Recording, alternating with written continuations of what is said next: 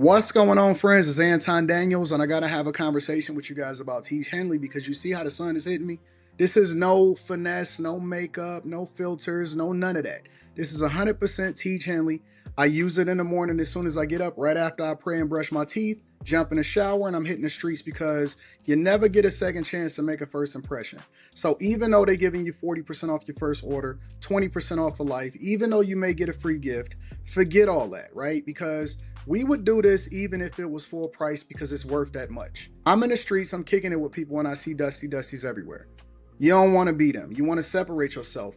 And the way that you separate yourself is self-care. Ladies get it for the fellas. Fellas don't wait for the ladies to get it for you. I'm about to hit the streets right now and I'm feeling confident. I'm feeling great. I mean, I already got confidence, but to have that extra boost of confidence, knowing that you've taken care of yourself and you set yourself apart from all of the rest of the sheep that's walking around making bad decisions on a daily basis. And it's reflected in their actions. It's reflected in the products that they use. It's reflected in the people that they follow. And so if you're trying to level up, if you're trying to make sure that you look good, they're going to send you the pack. They're going to give you all of the instructions on how you're supposed to use it. Then make sure you get your Tiege Hanley. Again, 40% off your first order, 20% off for life. Get your free gift. Make sure you tap in with your boy Anton Daniels because Unc is never going to lead you wrong. I would never have you use a product that I don't use myself. Again, they've been rocking with me for a long time. Make sure you get your Tiege Hanley. I love you. I appreciate you. I'm going to holler at you guys later.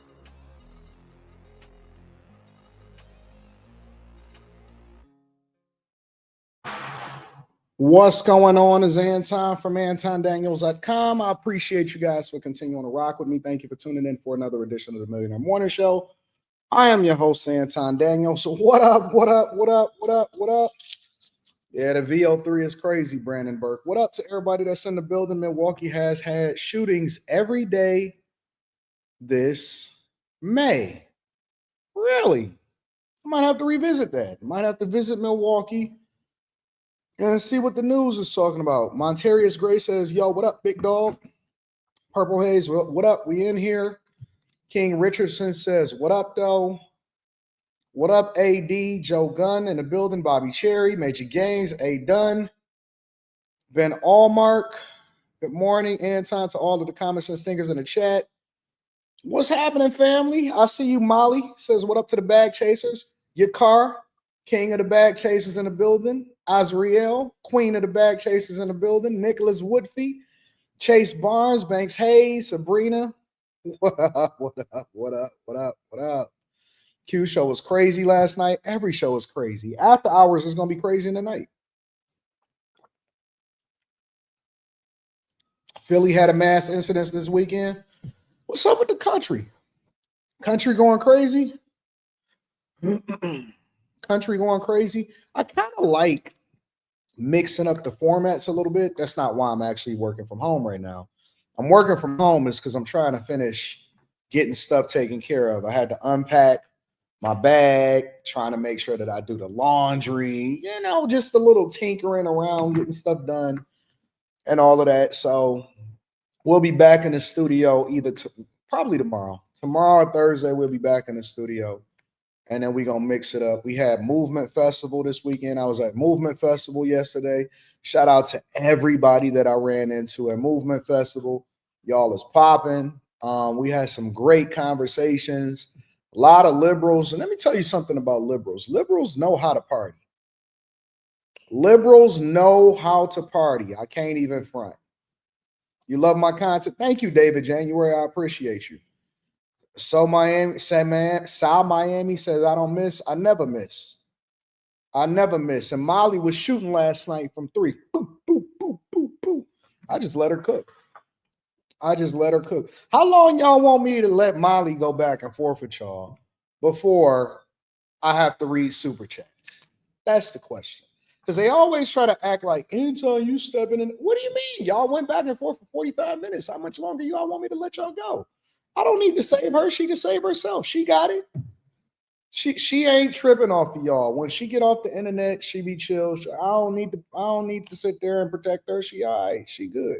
2K is my dog. I love 2K. Antoine says liberals know how to party because they don't have jobs. I don't know what they do for a living. All I know is that they know how to party. They love everybody. They know how to party. If y'all don't come down for some of these festivals like movement, just go outside. Go outside, mix it up. Spend a little bit of time on all of my shows, riding with me. Y'all need to just follow my schedule. How about that? How about that? How about that? Just follow my schedule. Just follow my schedule. When I'm live streaming, that's when you online. When I go out, that's when y'all go out. And then we all just go ahead and keep on rocking out. Let me read some of these super chats. They do. They know. They super sassy. Oh man, they super sassy. Boy, I ain't never seen more sassy liberals a day in my life. But they know how to party. So if you know how to separate the sassiness from the partying, then you'll be able to have a good mix. I don't discriminate against anybody. I don't discriminate against anybody. I love everybody. I don't necessarily agree with everybody. I'm not going to vote the way that some people vote. I probably disagree with everybody in my life at some point in my life, but it don't mean that I'm not going to respect you. They sassy as hell. What up, Chip the Great? You said, what it do? It do good, big dog. It do good, big dog. All right, y'all. Let me see what's happening out in these streets, man, with these super chats and these cash apps. They call me Mr. Bibbs. Says, hold on, let me set this up. Let's do this. They call me Mr. Bibbs. Says, good morning from Bibdale Management. Shout out to Bibdale Management. We love Bibdale Management. Always supporting the platform. Victory Podcast says, I just watched the latest Stock Club Block Club on the Patreon. Make sure y'all tap into Patreon. I've got a live stream tomorrow. Live stream for Bag Chasers tomorrow night. Tomorrow. And I wanted to ask, would you ever consider buying or building apartment buildings? I am in the process of closing a deal on a commercial property right now. Well, let me revise that. On commercial land, not commercial property. I am in the process of closing on a commercial land right now. And so I'm going to start off small. I'm looking to build an 8 to 10 unit building. It is zoned for commercial property. And I have a really good relationship with the city. And so we're going to see what happens. So that's the goal. I would. I got to work my way up to it. I had to get comfortable in my own space building houses before you can start building buildings. But the goal is to always continue to elevate, always continue to learn, always continue to grow. Shout out to J Dub. Says, good morning, AD and my fellow chasers. I've received 2 promotions since following your platform and applying the principles from videos like Interview Like a King. Thank you for the value and the leadership. God bless. See, that's why I don't mind taking super chats, because the value that the people get as a result of it is you can't spend enough money. I only create a minimal amount of barrier to entry. The Patreon is so cheap. It's just cheap in general. I ain't even gonna say compared to the value that you get. It's just cheap. But it has to be something so that a lot of people is paying $9 for the Patreon. $9. They'll never let it go. They done already made $500,000. They'll never let it go. But I got to make sure that I create a barrier so that I keep the dusties out. Shout out to you, J Dubs, and congratulations. Good morning, Mr. Anton Daniels of the Millionaire Morning Show. Says P. Shank. What up, P. Shank? Don Architect says, celebrating my 38th birthday today. Grateful to grind on this earth for another year. Thankful for the bag chasers and the family we get to choose. Blessings. Your family is the family that you choose, not the family you're born into. Your family is the family that you're choosing, not the one that you're born into. Mr. Bibb says, congratulations and good luck on your new venture. Oh, man. Usually when people say good luck, it comes with a lot of pain and suffering, but we're going to get there. We're going to get there. Shout out to Mike That Dude. I appreciate Mike That Dude in the building. Shout out to you, my friend. Thank you for supporting the platform on Cash App. And what is it, the 27th? What is the first? What day is the first? Let me see. Calendar. So the first is a Sunday and the second is a Monday. So that means that that's the day that everybody gonna start paying rent, right? People pay rent on this. They're gonna pay rent on the second this month. I don't even start checking the rent payments until the 10th. I don't check the rent payments until the 10th because I need to make sure that I want to make sure that everybody got their stuff in. And so you check the rent payments to see who missed, but nobody ever missed. But I don't even check it to the 10th. So shout out to all of the people that's getting to the money and the people that pay their bills on time.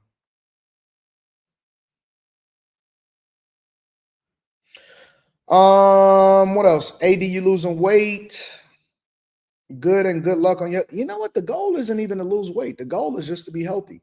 And if the weight loss comes as a result of it, then I'm cool.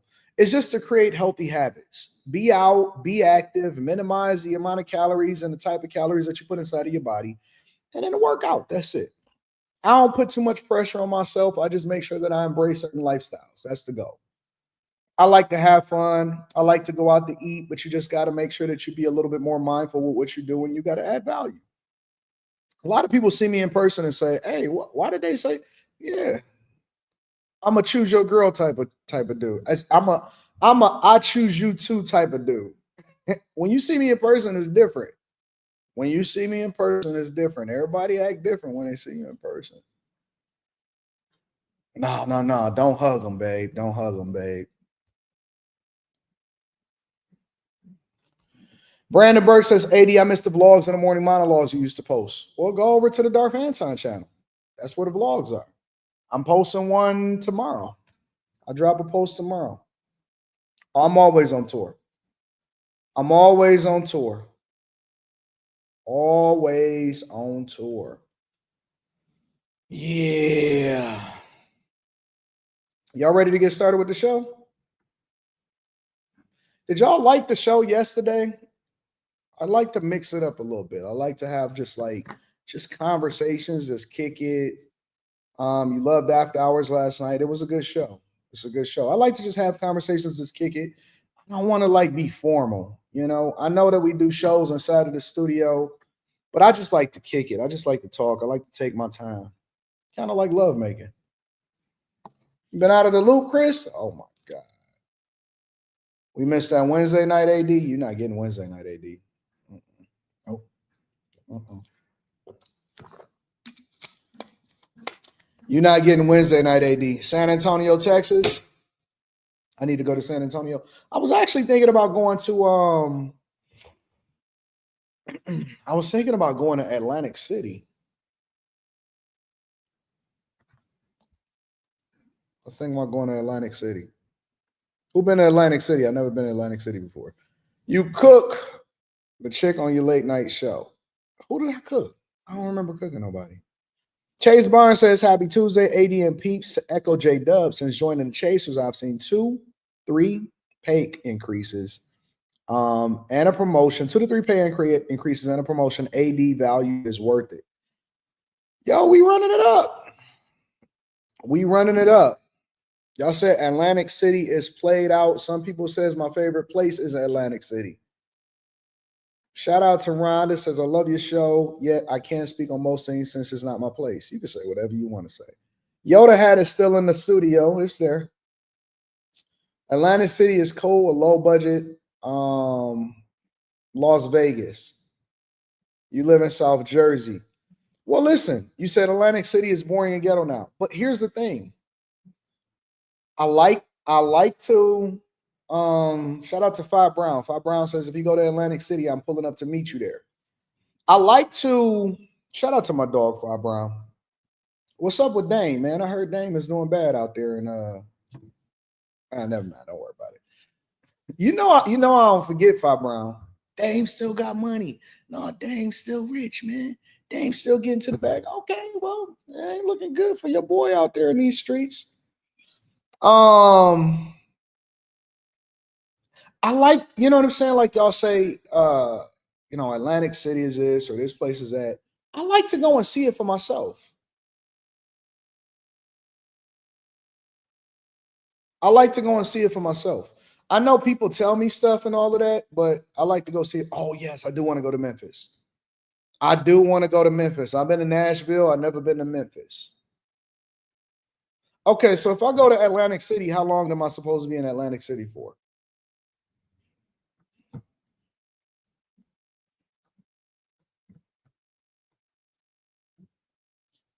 AC is dope. Just be with the right people.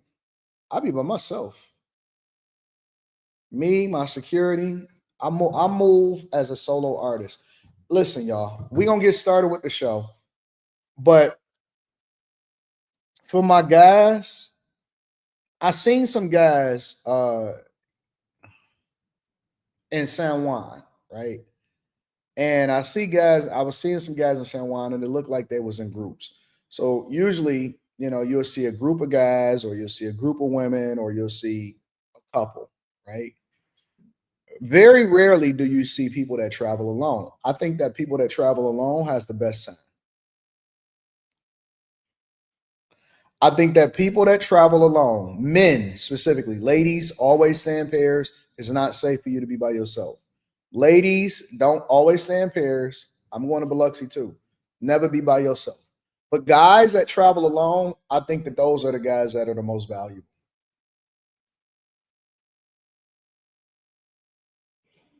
Guys that travel alone, those are the guys that are most valuable because they know how to move. They understand culture. They're not interdependent on people for their happiness. They know how to move by themselves. They not broken.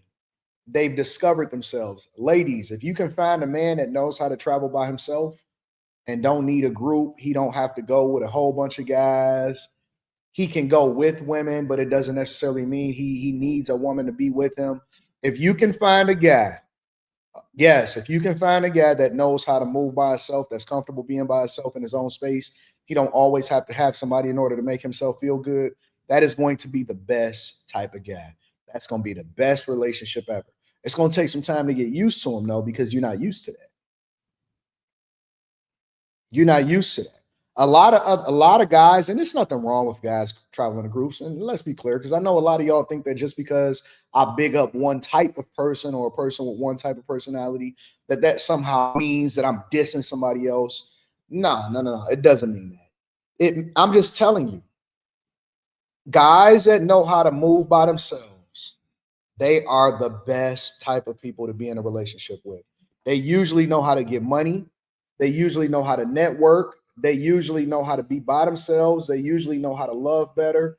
They figured out life. You know what I'm saying? They figured out what happiness looks like on their own. And people that have figured out how to be happy by themselves are way better to be around because they don't have to be doing it. Like, I'll give you an example. I don't have, like, a lot of people have a misconception of me. They think that just because I might have resources that I always have to stay at the best hotel. No, I choose to stay at the best hotel if it's convenient, but I can do anything. I'm like, it's almost like being a Renaissance man. I don't have to have a Mercedes. You know what I'm saying? Like, lately, I've been driving my Challenger. I like all types of stuff. I can go to the high-end restaurant, or I like to hit the local Coney Island. I can go and stay at, the Bellagio or the Vidara or the Wynn Hotel. But at the same time, if I go to certain cities, I can hit the Residence Inn. No problem. When I was in Richmond, I was Residence Inn all day because it had a refrigerator, it had a kitchen. It was convenient where it was located in town. It was only a certain amount of distance from wherever it is that I need to visit. I like great experiences. I can kick it with anybody. You know what I'm saying? Sometimes I like to throw on the Balenci's, you know what I'm saying? Or I like to throw on a Balmain hoodie or something like that. But most of the time, I'm in a black t-shirt with a Rolex on. You just know how to move. Sometimes I like to drive the big car. Other times, I'm usually taking public transportation. That's what I took all yesterday. I was on a train. I was on a bus. I did a lot of walking. So guys that have learned to exist on their own are usually people that can adapt to any circumstance, any situation. They usually tend to be a little bit more well-traveled. They can communicate more effectively. They can relate to everybody. In person, they don't really have any enemies whatsoever. They know how to be situationally aware, and they can get along with almost anybody. You know what I'm saying? So you don't have an air. You don't have things that you have to do. Everybody that I kicked it with that was at the movement festival, I didn't have to be VIP. I went regular ticket. and was just kicking it with people. You know what I'm saying? I'm on the streets. People come up to me all the time. I always love being around people. And so that's my thing. You got to know how to move. You got to know how to move. And so if you can get a guy that is okay being by himself, guys that ain't tripping, they can. I'm the type of person, I could be here by myself for 2-3 days, grinding, hustling, getting it, going out and experience the world. I can go travel by myself, and then I can go home and I could be chilling with, you know what I'm saying, my chick and all of that type of stuff. And so a lot of times y'all not gonna get it. Women not gonna be able to understand how to be around those type of guys, because those type of guys are not going to be high. They're not going to be high, you know what I'm saying? High stress.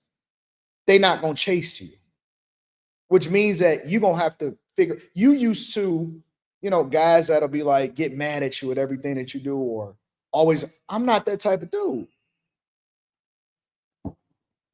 I don't care.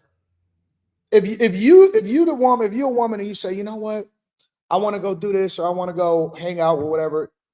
Okay. Okay. You know what I'm saying? When I was in San Juan, some of my people was in San Juan too, but I was in a hotel, and off the beach, I was at like a resort type beach. Um, and they were in the Airbnb together. And so I went and visited them, and it was after they had took like this little excursion into the jungle or something like that. And I went and visited them, and they had been drinking all day. And so some of their wives or some of their girls was mad at them. And so some of them was trying to get back. And then some of them was drunk over there in the corner. They had this big Airbnb. And I was just like, you know, I was cool. I was hanging with everybody and we was kicking it and stuff. And so I stayed for maybe like 30 minutes before I went out. And then that's when I went to La Placita. I don't want to do an Airbnb with you. I'm not the Airbnb as a community type of person. You know what I'm saying? Like, I don't want to live with nobody else like that. I don't want to be stuck on your time. I don't want you to feel obligated to invite me to whatever your event is. I have to have the option to go or not go. You know what I'm saying? When it's convenient for me. When y'all was arguing over there, or they all singing, or people is drunk over there, I don't want to be in that space. So I'm gonna come visit, and then I'm gonna go home. I'm gonna visit, and then I'm gonna go home. I don't need all that. I'm good. I am a straight up lone wolf. Give me a bad chick and some money. We gonna make it shake. We gonna make it shake. You know what I'm saying? You go down to the beach, you have some fun, you go tan, and I'm gonna come down and visit you. And you know what I'm saying? Get a couple drinks, kick it with you for a minute, type on my computer. I'm gonna pay for the drinks, and then I'm gonna go back up to my room, get my live stream on, and then we can hit the streets, and I'm gonna come back and I'm gonna focus on my work, and then I'm gonna bust you down, and then you're gonna go to sleep, and then I'm gonna jump on the live stream. I'm gonna get it. We're gonna cook up. I'm gonna stay up till 4 in the morning, sleep till 8, get back up and do the same thing the next day. I'm good. I'm good. I don't need all of that. I don't need all of that. Jay Flack, you didn't know that I was on the I Choose You 2 tour?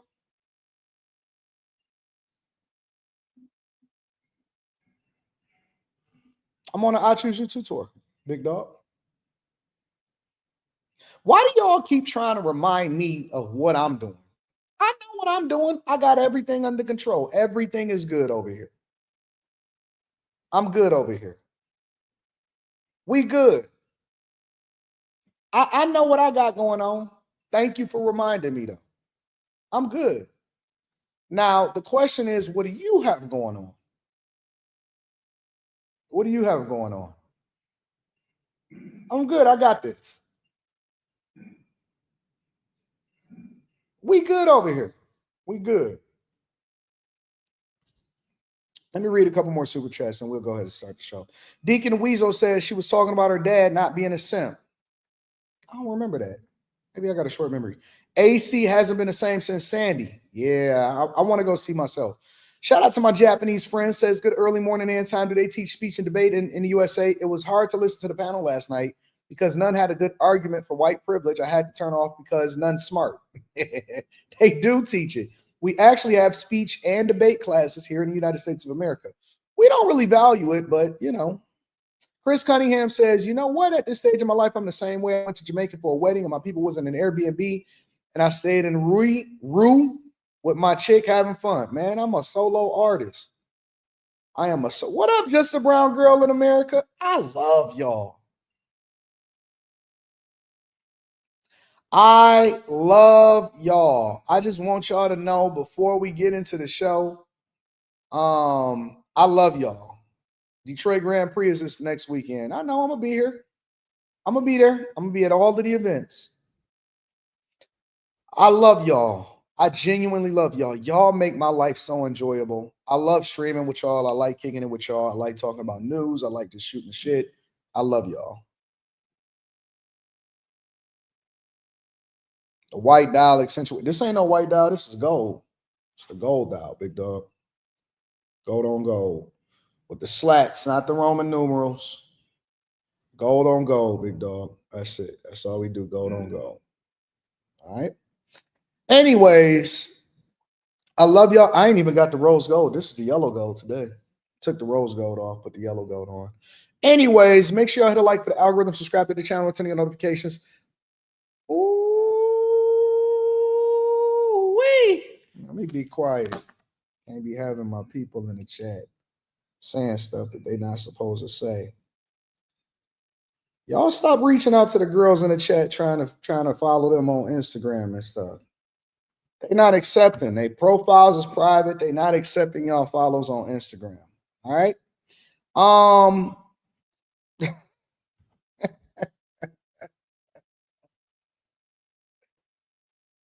They not accepting. Nobody is accepting. All right. Nobody is accepting any follows on Instagram. No new girls. If y'all see new girls in the chat, leave them alone. Leave them alone. Leave them alone. They already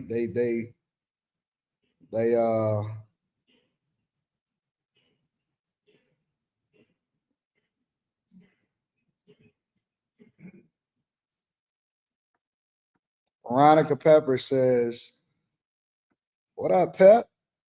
What up, Pep? You taught me during coaching calls to go out on my own as far as events and eating at restaurants, and doing simple things while staying situationally aware. I've been living my best life ever." What up, Pep? I love Pep. Yo, me and Pep, I'm about to start back coaching calls.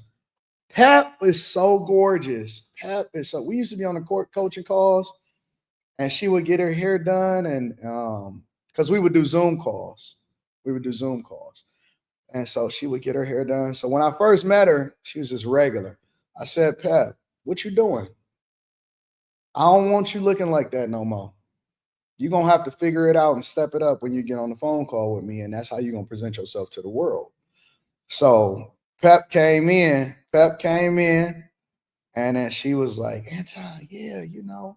I said, "All right, this is what I want you to do. I want you to go here. I want you to go to this location, whatever, blah, blah, blah." She said, "Yeah, you know, I'm having the best time, Anton. This is so good." Pep is gorgeous. Pep. We got to get on these coaching calls again. We got to get on these coaching calls again, Pep.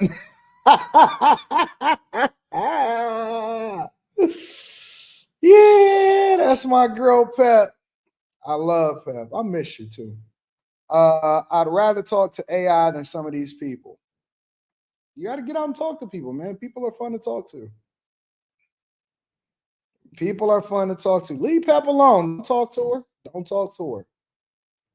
I'm about to start coaching calls again. Maybe middle of June. Y'all talk Anton smitten. Yes, I'm smitten. Yes, I'm smitten. I love being around gorgeous, beautiful, good energy, nice smile. Then they get all dressed up for you and they look all cute. And I be like, you got me distracted, girl. Are y'all okay? Are y'all gay? Are y'all gay? What is wrong with y'all? Listen, it's one thing holding people accountable. Two things can be true at the same time. You can hold people accountable, you can hold women accountable, and you can. If you're not smitten by a gorgeous woman, just recognizing the beauty, something is wrong with y'all.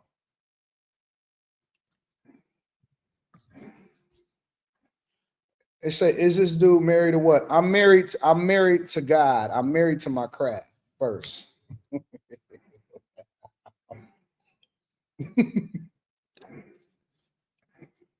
I can't wait to meet J.L.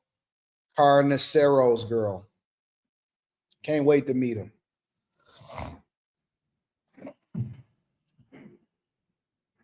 Type of dudes that get slapped in the head like Emmanuel Macron if you look too hard at somebody else. That's the type of person that y'all are. You the type of dude to get slapped in the head. I'm the type of guy. I look and I say, and then my girl say, you think she pretty?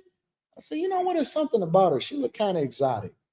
And then my girl will say, she look like your type. She look like your type. You the type to get slapped and pushed in the head. Ugh. All right, let me go ahead and get into it. Make sure you guys hit a like for the algorithm, subscribe to the channel, and turn on your notifications. Let's go get into it. So the French president's wife apparently is slapping him. The French president's wife. I couldn't believe it when I seen it. I said that gotta be AI. Gotta be AI. Let me go ahead and get into this show. Where my screen at? Present my screen. Yeah, let's get into it, y'all. Apparently, this is what happened to the French president. Make sure y'all hit a like for the algorithm, subscribe to the channel, and turn on your notifications. Let's rock, y'all.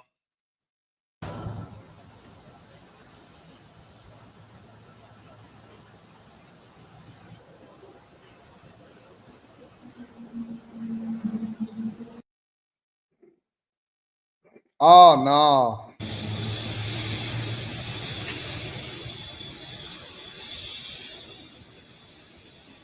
Dog, you telling me that the French president can't even keep his chick under control?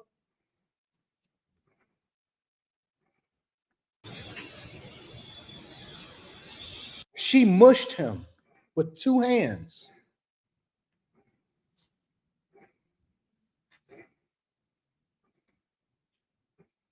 She mushed him. She mushed him with two hands. Mm-mm. Mm-mm. Don't touch me. Don't touch me. Don't touch me. Don't touch me. Don't touch me. Dog, I'm not dealing with this. No, that is so embarrassing. That's not AI. That's not AI at all. And then he tried to play it off.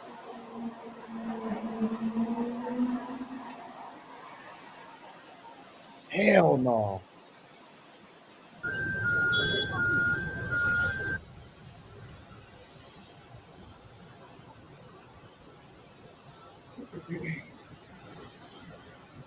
And then they had to put on a good front right after that. And then he stuck his hand out and she wouldn't grab his hand. Or she wouldn't put her hand under his arm.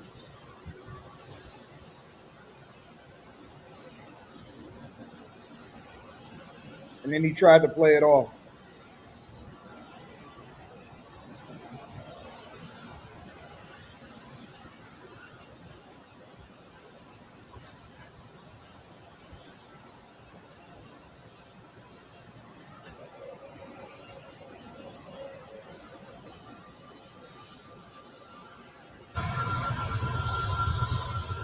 Yo, if you can't control your chick, I don't think that you fit to be a president. If you can't control your chick, I don't think that you're fit to be president. What is up with all of these leaders, women embarrassing them? What's wrong with y'all? I think that the next president, well, maybe I think JD Vance will probably want to becoming president of the United States of America. At some point, the next president has to be one of the next presidents, the future presidents before my lifetime. I predict that it is going to be a single man. I predict that it is going to be a single man. Y'all said it's not a chick. Well, I don't know that. I hear a lot of people say that they did research that Candace Owens is being sued because of her conspiracy theories. I don't know. I didn't watch the episode. So the only thing, and I've never actually heard the chick talk. So the only thing that I can assume is that it is a woman. I have to go with the assumption because I haven't done the research and I don't have anything to prove otherwise. So with that being said, here is the thing. If you can't control your chick, then you should not be president of the United States of America. I see Barack Obama being disrespected. It seemed like every other episode that your chick got a podcast. I see Emmanuel Macron being disrespected. Come on, family. Ladies, why do y'all think that this is cool? This is cute. If your chick is embarrassing you in public, you got to figure out how to let her be for the streets, bro. You might have to let her go. You might have to leave her to her own devices. Don't try to convince her. You're not going to convince her. Let me tell you something right now. If a woman disrespects you, if she disrespects you publicly, let me revise that. Because people have arguments. I'm not saying that a woman ain't going to get unruly. That's not what I'm saying. All women are unruly because that's just the nature of women. But if she disrespects you publicly, that is the ultimate no-no. That is the ultimate no-no. You cannot have an extension of you disrespecting you in public. Real talk. I can't have that. I don't think that that's kosher. I think that that is 100% disrespectful. And what kind of argument are you guys having to where she feels compelled to be able to put her hands on you in public? Emmanuel Macron has been humiliated by his very own wife in front of the eyes of the world. Yes, shocking footage has emerged overnight of the French president Emmanuel Macron being brutally slapped and shoved by his wife and First Lady Brigitte just before disembarking his plane in Vietnam. The internet went into meltdown with the bizarre display. This commentator said, "Macron, blink twice if you need help." Journalist Miranda Devine had a different take, celebrating the incident. She said, "Looks like Brigitte Macron, 72, is as sick of her smug man-child husband, Emmanuel, 47." Wait, what? Bridget is 72?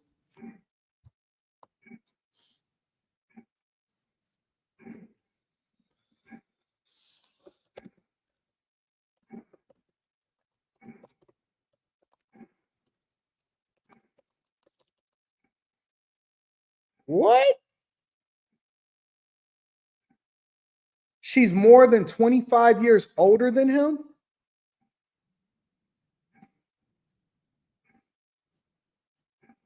What the fuck is going on here? No, that can't be true. She's 72 years old? Why would he marry a woman that's 72 and he's 47? All right, something is wrong here. Something is genuinely wrong here. Something is off. No way. No way. As the rest of the world is. Viva la France. But not everyone took this as lightly as Devine. This commentator used the footage to shine a light on domestic violence, saying, "Imagine for one moment if Macron pushed his wife in the face like this. Imagine. Domestic abuse against men is common and widely ignored. All violence is unacceptable." And there wasn't only tension on the plane. Macron attempted to cover up the spat by offering his arm to his wife, which she swiftly rejected, leading to a very awkward walk down the stairs. Commentator Candace Owens mocked the situation, saying, "After first calling it Russian disinformation, Emmanuel Macron has now pivoted and is telling the press that he and his 80-year-old husband were play fighting.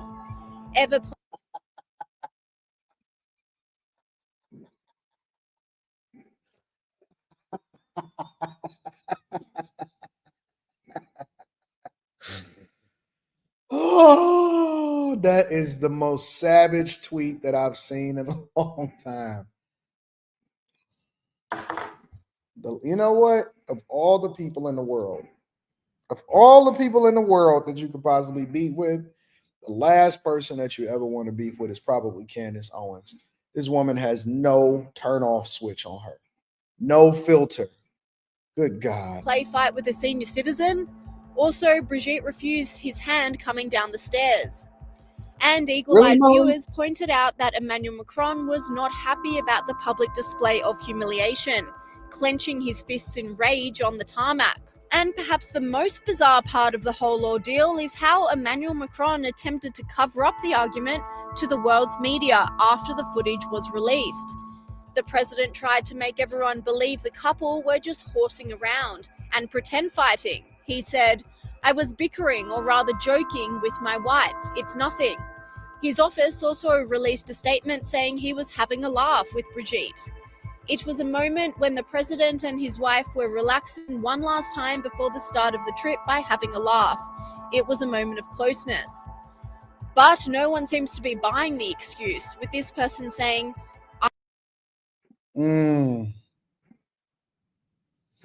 Yeah, that's pretty bad.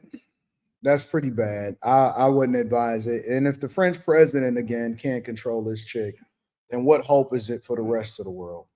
But the French, they're a little bit more sassy. French. You know what? They asked me if I wanted to take French classes in high school, and I said, no, I don't want to take no French classes. Ain't them dudes kind of soft? Ain't they kind of soft? I don't want to take no French classes in high school, man. What do you think this is? I'm not interested in kicking it with French people.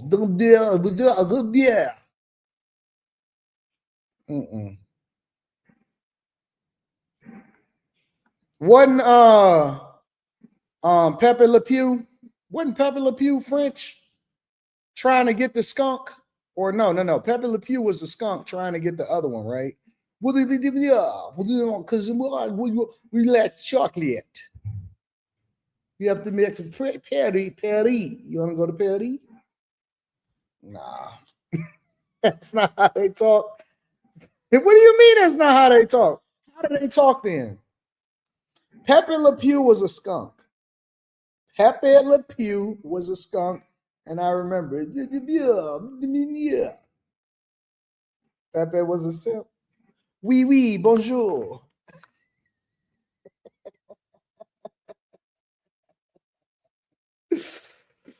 Oh, let me read some of these super chats and see what kind of nonsense that I'm running into today. Papa Shelly. Shout out to Shelly. I appreciate you, big Pop Shell. Brian Powell says in private he called her a filthy BS. 80, that was his high school teacher. What? Come on, Victory. Don't tell me that. He met her when he was 15 and she was his teacher. Okay, well, that's called grooming, Molly. That's grooming. If that was his high school teacher, then that is grooming. Her family are the owners of 5-generation chocolatieri. Chocolate. She's rich. All right, y'all. Listen, y'all. Listen. Let me say this.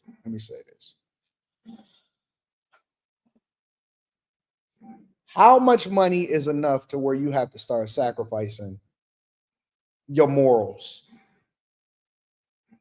How much money is enough? Honestly, sometimes it's not worth it. Anton, that's a man's chin.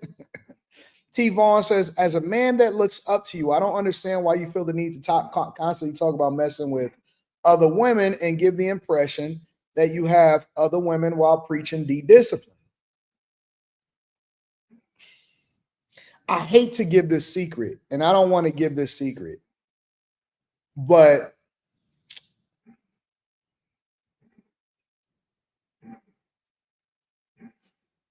I'm trying to figure out how I should communicate this. Because I don't want to give a secret that I'm giving to my bag chasers. All right, I'm not going to give that secret. I guess the thing that I'm trying to understand is here's a better way to do it. Why do you look up to me? Don't do it. I'm not going to do it. I'm going to chill. Why do you look up to me? Do you look up to me because I'm married? Do you look up to me because I'm rich? Do you look up to me because I'm successful? Do you look up to me because I have a huge following? Why do you look up to me? Because the reason why you look up to me matters. The reason why you look up to me matters. Let me tell you why I think that most people rock with me. You want to know why I think that most people rock with me? Substance of knowledge, positive, good attitude, work hard. The game can't duplicate success. AD, the ones that get it, get it. I know, PJ. I know what's understood don't need to be said. You're the brother I never had. Let me, because of your wisdom, charismatic. All right, let me tell you why people rock with me. I'm gonna tell you the honest to God truth why people rock with me. People rock with me because I say what I really feel, what I really believe, and I'm just authentic. That's why people rock with me. Influencer, listen, the influencer game is dead. Influencer game is dead. People need to say what they really think and what's really on their mind and just be real. 100%. It's all about being real. It's about being authentic. It's about being 100%. Nobody, look, the name of the game, the reason why I am the way that I am and that I'm unapologetic is because I'm just like you. The only difference is I decide to put my entire life and my mindset online. I don't have any secrets. I live my life like an open book. I am not here to please people. If people rock with me, then they rock with me based off of authenticity. They just really enjoy what it is that I do. You'll be disappointed if you meet the majority of these people that you think that you pedestalize them because they're not what they say that they are. In real life, I am more than what I am projecting online. I'm 10 times that.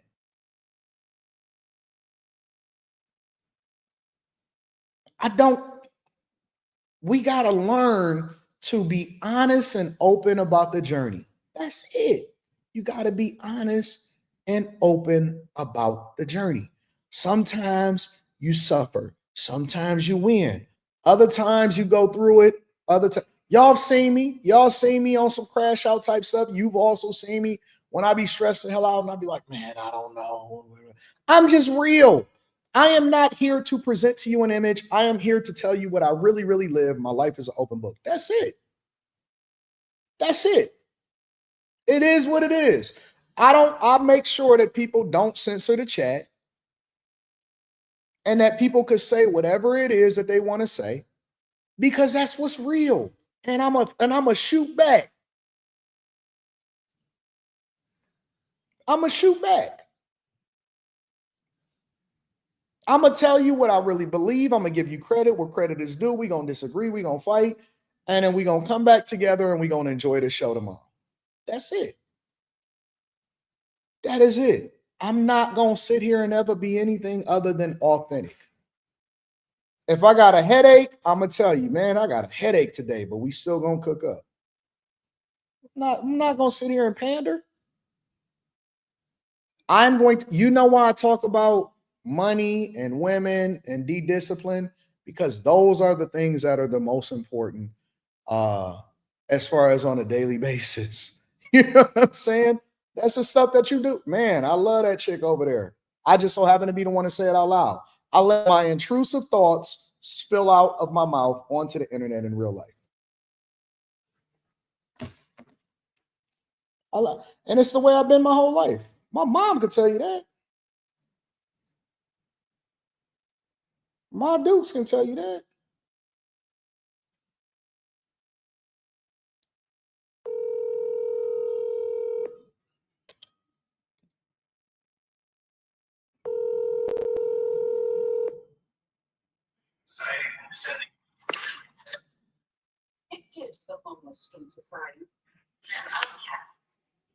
Hello? Hey, Mom, what you doing? Watching TV. What's up? You busy? Not really. I got a question for you. I'm on a live stream, but I want you to be 100% real, 100% authentic. Okay. If you had to say, since I was a little kid, what my number one weakness was, as far as like, it's probably multiple, but if you had to say some of my biggest weaknesses, like the thing that I get weak, the thing that I get weak for the most, since I was a young kid, 10, 11 years old, what would you say that it is? I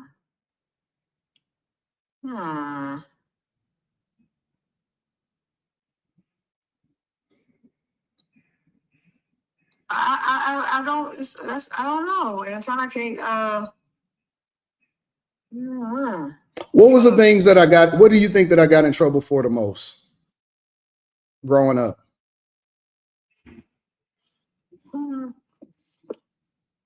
I'm trying to just pinpoint. Hold on. You got in trouble for so much.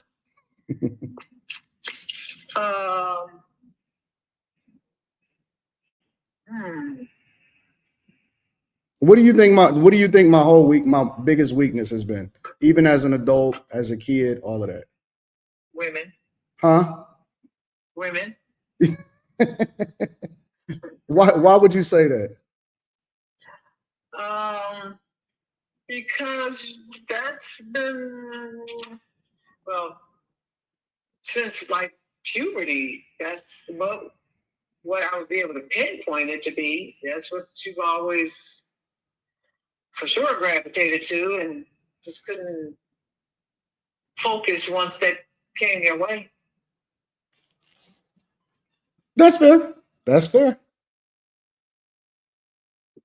Yeah, that's the only since. And see, I think what threw me is when you said since you was a little kid. No, since like 10, 11, 12 years old. Yeah, puberty would be the turning point for you, and to today, that was always a weakness for you. We love the hoes, man. To today. I love the hoes. It's sad too, bro. It's not sad. Yeah, it is. Why is it sad? We on live, right? Don't forget about that part.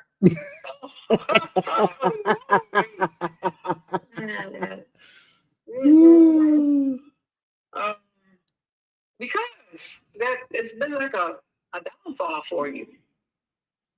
In a way, maybe not so much. You know, period. Like that's always been your point of destruction. No. Yes. Mm-hmm. They so pretty. They so pretty though. See, you just validating what I'm saying. So what? Everything that's pretty, you don't have to have it, touch it, be a part of it. Everything that glitters is not gold. It's like seriously, it's not that deep. It's not that serious. But to be honest, I was like, well, as you age, you know, you'll get a little more focused on the real world and real life. But I don't know. You've gotten older, you've gotten worse. That's not funny, Anthony. Why is that funny or good or cute? It's sad. It's wrong. Oh.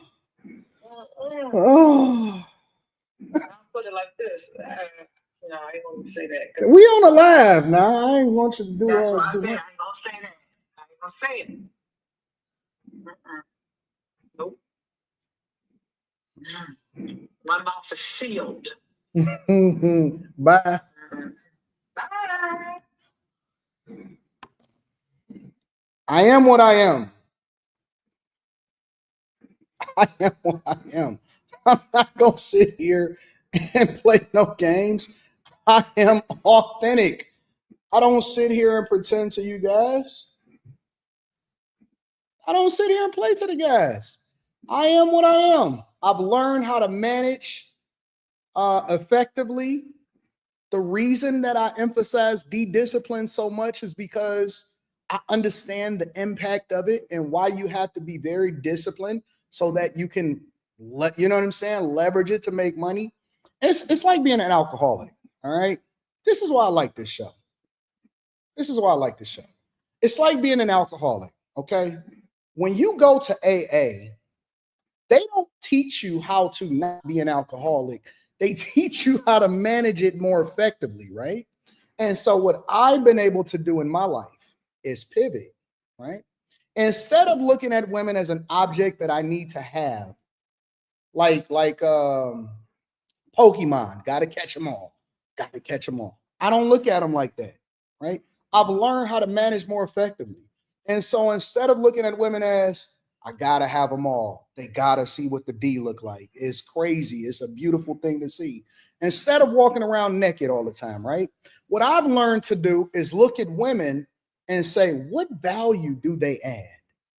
What is it that they can add to me? Because it's only so many that you can have, right? What value do they add beyond the box? When you look beyond the box, what value do they add, right?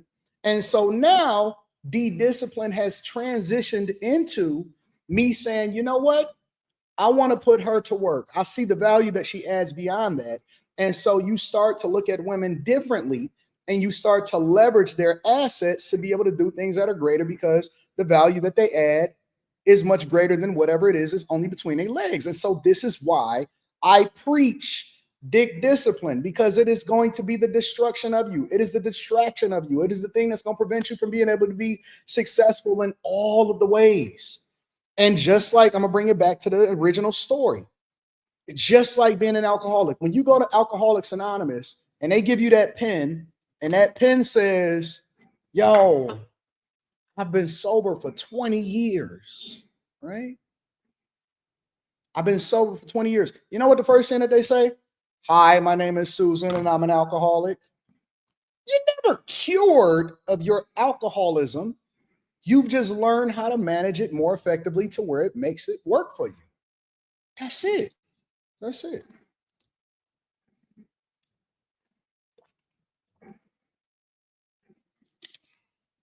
That's it. 100%. I didn't even realize that I had a problem until I went to college. And it wasn't even at college. It was at orientation. Didn't even realize I had a problem until I went to orientation. I went to orientation and I don't remember exactly what happened, but I woke up in the morning, and this is the honest to God truth on my daughter's life. I woke up in the morning and it was one girl right here and there was another girl right there, and I didn't know where I was. And I was like, this is going to be a problem. If I don't solve for what my life is going to be, if I don't get control, then boxelitis will destroy me. That's the honest to God truth on my daughter's life. You would be Mercy on campus, orientation, missed the first meeting in the morning because I didn't even know what the fuck was going on. That's the honest to God truth. And I said, no, I will control the D. I will control the D. I will not let the D control me. I will control the D. Said, I'm going to do it differently. I'm going to get married early. I'm not going to have any children out of wedlock. I'm not doing it. I'm not doing it. That's the honest to God truth. It don't get no realer than that. I will not be controlled by boxelitis.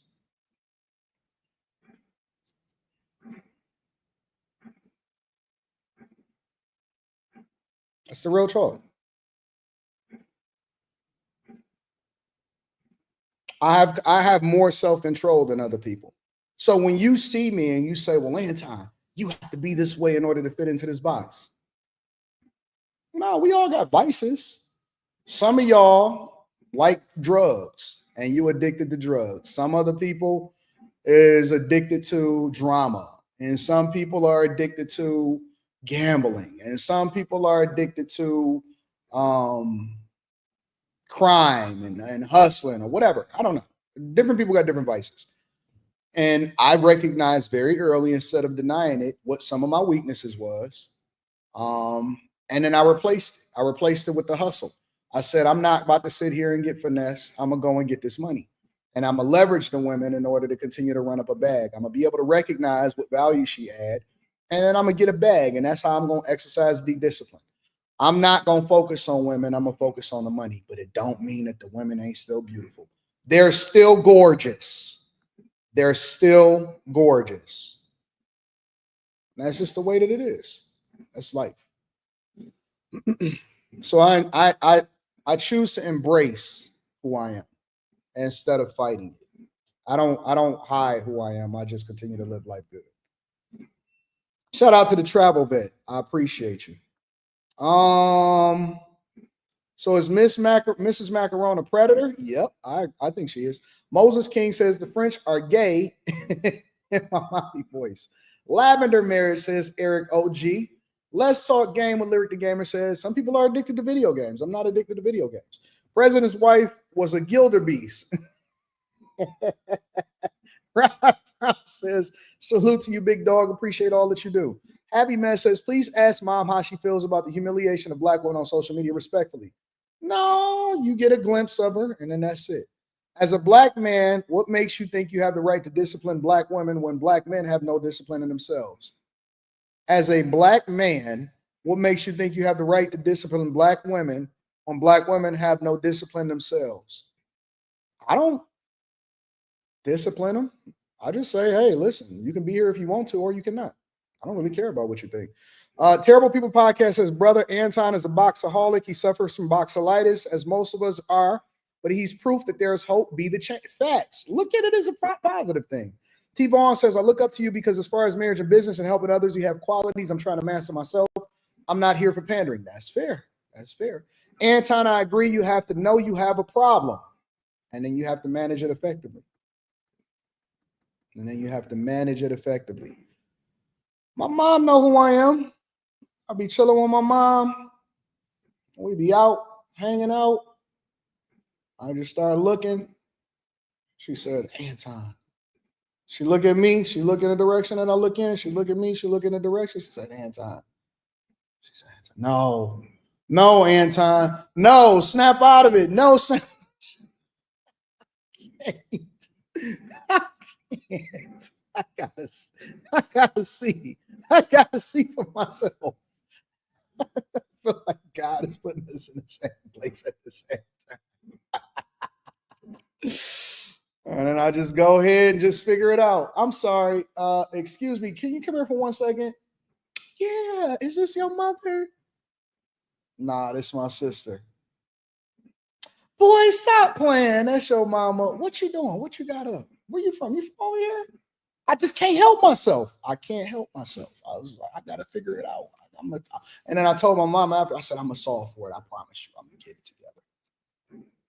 I'm gonna get it together. Anyways.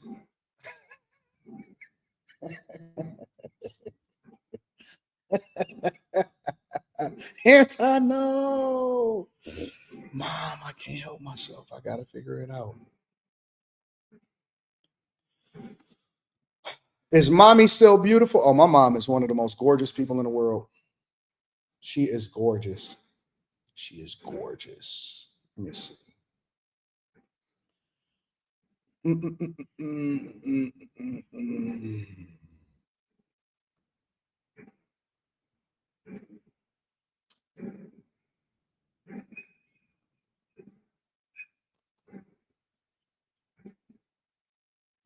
Hey, do I got any pictures of my mom on me? Let me see something.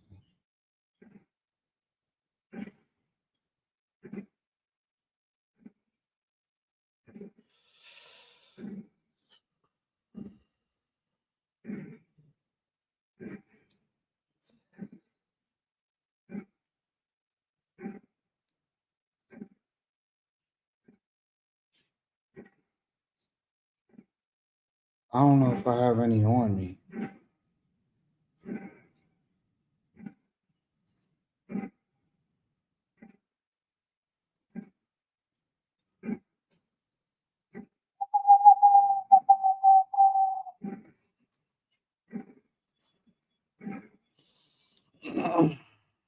Let's see.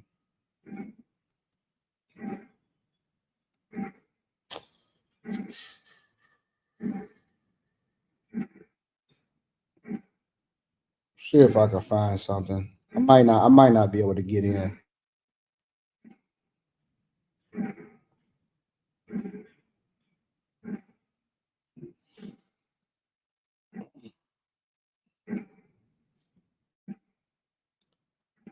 Skip. Let me go into my files.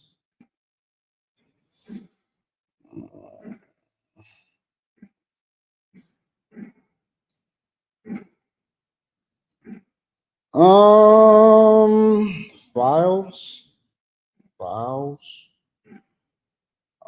Pictures.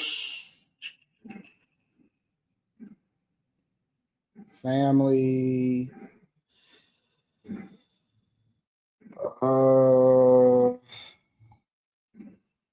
Mom.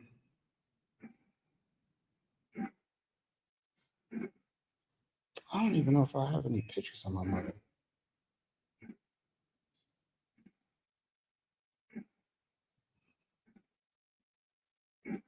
Mom.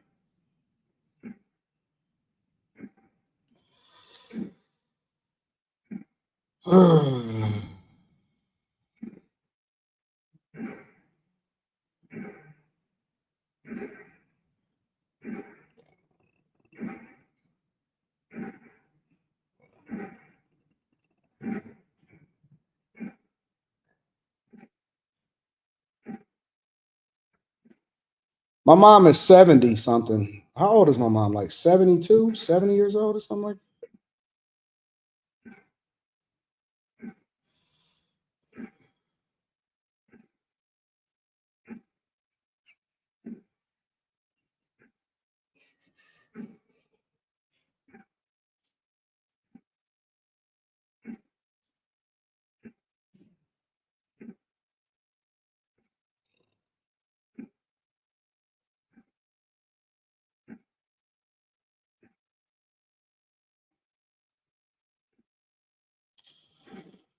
Oh man.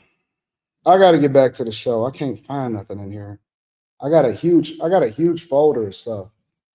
I'm trying to find it. Is it group? Do I go to group?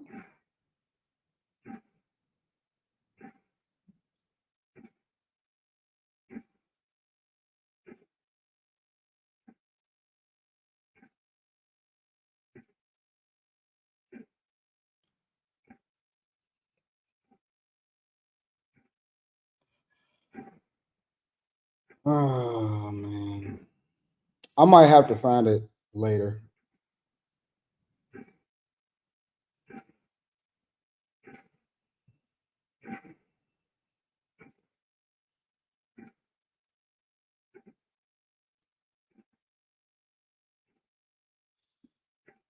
Pictures. Y'all got me going down memory lane now. I'm getting distracted. I have to get back to the show.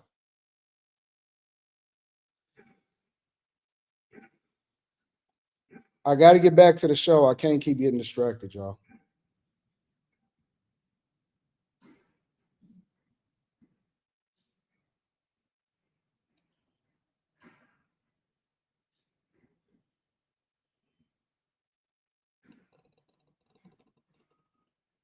Man.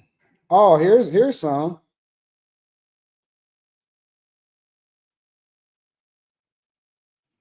Here, this is what my mother looks like.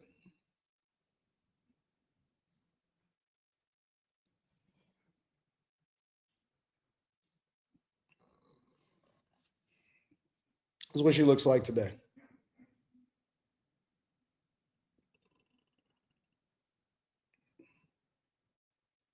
All right. That's what my mother looks like.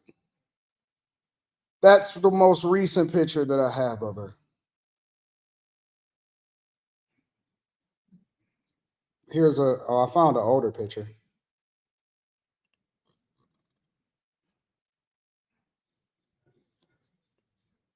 She's 70 something, so there you go. Yeah, she said a lot of people say she remind them of Kamala Harris. So that is true. So that is mom. And it's crazy out here in these streets. That is her. All right, y'all. I got to get back to the show. I cannot continue to be distracted out here in these streets.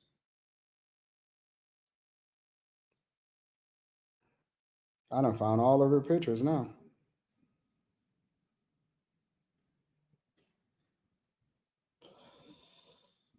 Yeah.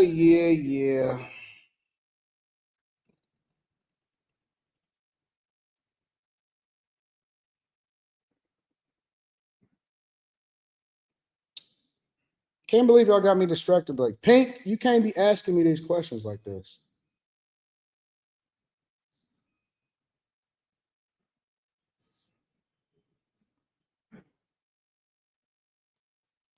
Y'all got me distracted. I'm supposed to be getting out of here.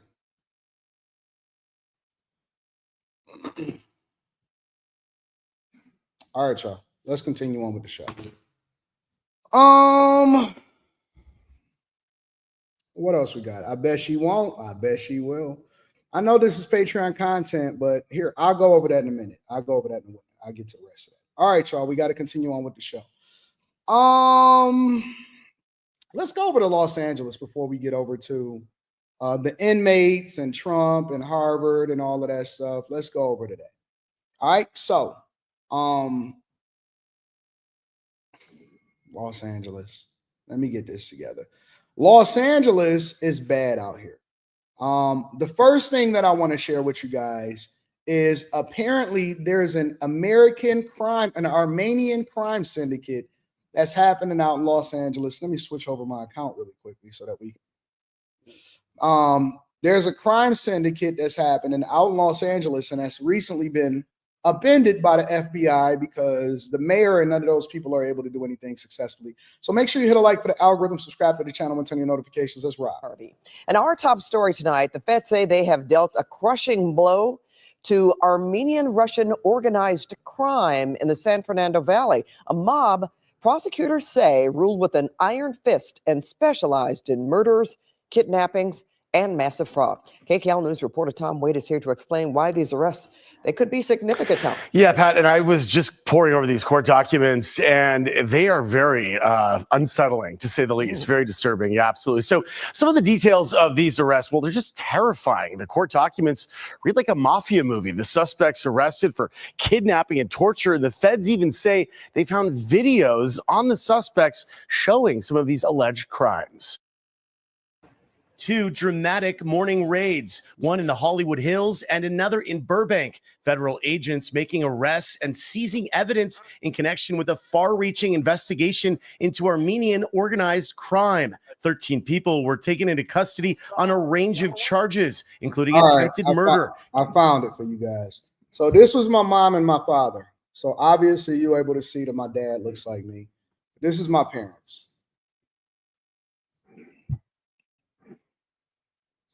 All right. This was a little bit before he passed. That's what my father looked like. And that's what my mom looked like. All right. That's what my parents look like.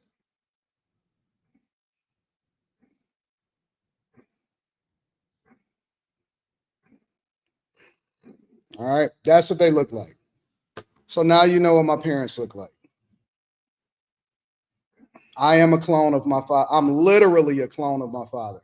All right, let's get back to the show. Kidnapping and fraud. When it comes to large-scale organized crime cases like this, it takes a lot of time to investigate and indict 13 defendants. Oftentimes, you need cooperators. According to court documents, Armenian organized crime, which has ties to the Russian mafia, made LA County a hub for its U.S. operations. Investigators say there's been a power struggle inside the crime ring, leading to murder attempts and kidnapping. One of the biggest challenges is the danger in prosecuting these cases. The people that are involved, they don't want to cooperate. And even people who are victims might be afraid of retaliation for themselves or for their families. The U.S. Attorney's Office says the suspects in this case not only carried out violent crimes, they also set up fake companies to steal more than $83 million worth of products from Amazon. Armenian criminal enterprises working with the Mexican mafia have been a problem for the Southland for many years. What is interesting about this case is you're not dealing with just violent crimes, but you're dealing with robberies. $80 million from Amazon. That's pretty significant, as well as significant credit card fraud. Armenian organized crime has had a foothold in LA for years. Back in 2016, a man in his 30s was found murdered at a Toluca Lake apartment building. Police said the victim was an Armenian gang member. In 2018, a Glendale police narcotics detective was arrested, accused of having ties to the Mexican mafia and Armenian organized crime. Tuesday's arrest could mark a significant moment in dismantling a vast crime ring. So first of all, I want to give credit to the Trump administration and all of the people that he has to continue to work on making sure that he busts up all of these crime rings. When I think about and I see this type of stuff happening, right? Because what's going on is the Los Angeles mayor is out here pretending like she's going to solve for crime. How a party near downtown Los Angeles turned into disruption and a vandalism spree. Now officials say that some of the alleged vandals were recruited over social media. ABC's Trevor Alt has more. Los Angeles authorities trying to find the dozens of people responsible for hours of chaos and mayhem that followed a Memorial Day weekend rooftop party. What happened last night was egregious, completely unacceptable. Police were alerted to the party at an abandoned building Saturday night. A crowd of more than 1,000 people spilling into the street. Partygoers soon hanging from street signs, vandalizing businesses and buildings, even tagging this police cruiser with spray paint. Authorities say vandals then disrupted the trains. About 50 people delaying service for 20 minutes, banging on windows and spray painting up and down the cars, some tagging the inside as well. No one was hurt. Officers donning riot gear, lining the streets, even firing some rubber bullets to disperse the crowd. The mayor promising aggressive action. The way it turned out was it was just pandemonium. We cannot do this. We cannot do this in our city. And it has to be stopped. It is unacceptable under any and all circumstances. When I think about it, I got two different thoughts, right? When I look at this whole situation. First, let's take the Armenian crime ring and let's talk about that. My first thought when I think about this whole Armenian crime ring and all of this stuff is we focus so much on the dumb stuff, the small stuff, and they out here running whole crime rings and ruining the whole world. When you go over to Los Angeles and you see some of these Armenians, and I see them all the time, and they're in these Rolls Royces and these G-Wagons and stuff, man, they not running no legitimate businesses. They out here finessing the world. They are literally finessing the world. They are out here terrorizing the world, taking over the world, and no way, shape, or form running legitimate businesses, not even close to a legitimate business, right? But they move in silence. They loud with the way that they move around, with the way that they drive and how they dress, and you know what I'm saying, what they running with and all of this stuff. But they are quiet about the things that they doing, and they moving in silence. And they robbing everything, taking everything, and destroying everything. Monsters, organizations, killing people. They not loud with it. They not disruptive with it. You're gonna have to do a whole investigation and be able to figure out what's going on. Think about this for a second. We spend an incredible amount of time trying to figure out whether or not this person got buzzed down with baby oil. And Armenians is out here in Los Angeles running entire crime rings and probably embezzling, stealing, and finessing billions, millions, if not billions of dollars. This is why I tell people all the time that the black versus white conversation, that the whole Diddy situation is entertaining, but that is the thing that's keeping you distracted from the people that's really taking all of the money, controlling the unions, taking over businesses, running entire crime rings, and getting people killed and moving money back and forth across the United States of America. I'm telling you, bro, we spend so much time on bullshit. You so busy focused on whether or not this person said the N-word to you. Do you think that Armenians care that I'm even talking about them right now? They trying to figure out how they can have a succession in leadership and how they need to pivot because the FBI is on to them now. I'm telling you the honest to God truth, bro. Do you think, bro, whenever they see black people and Africans arguing about who's truly an American descendant of slave, They out here finessing the world. They out here finessing the world and transferring. By the time you catch 3, they done already transferred $200 million back to a Swiss bank account overseas. They will sacrifice 3 to fund millions. And y'all be sitting here talking about the Diddy files. Did Diddy bust them down? Man, what the fuck is going on? And then you got Big Dumbo. You got Dumbo the fool over here. Karen Bass sitting here talking about, and something has to be done, and it cannot go unchecked. It cannot go unchecked. Y'all really think that this woman is going to do anything to solve for the crime and the issues and the problems that's really happening in Los Angeles? I'll do you one better. When you get to these Armenian crime rings and syndicates and stuff, man, don't you know that these officials, these LA County officials and these judges and these detectives and these police officers and these politicians, man, they already know. They already know. Here in Michigan, here in Detroit, I had somebody tell me yesterday, man, this is a small world. I can't believe that this person, or this person, and this person, or this person. I'll do you one better. And I'm not going to let this information out. I got information yesterday about a politician, a very, very, very powerful politician.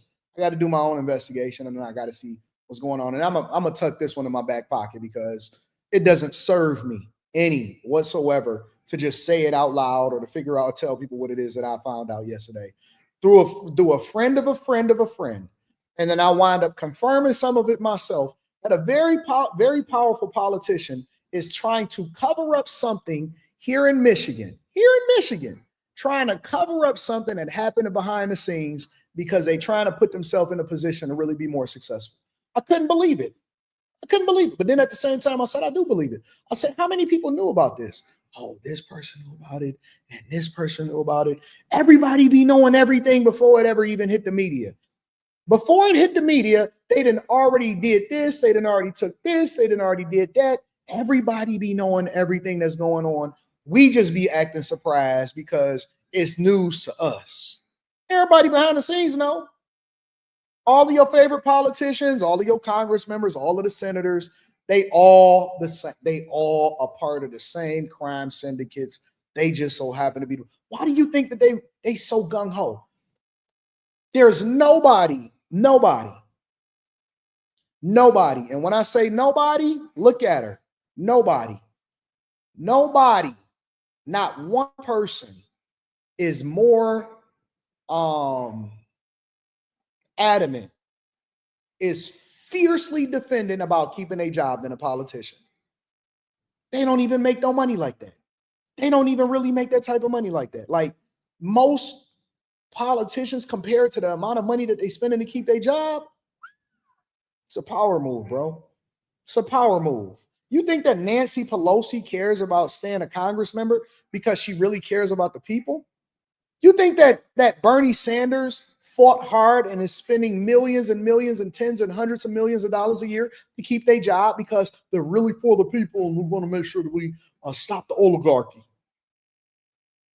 Bruh, there's nobody more fierce about keeping their job than a politician. Politicians will fight you too. They will have your head knocked off, boy. Nobody is more fierce about keeping a job than a politician. Nobody.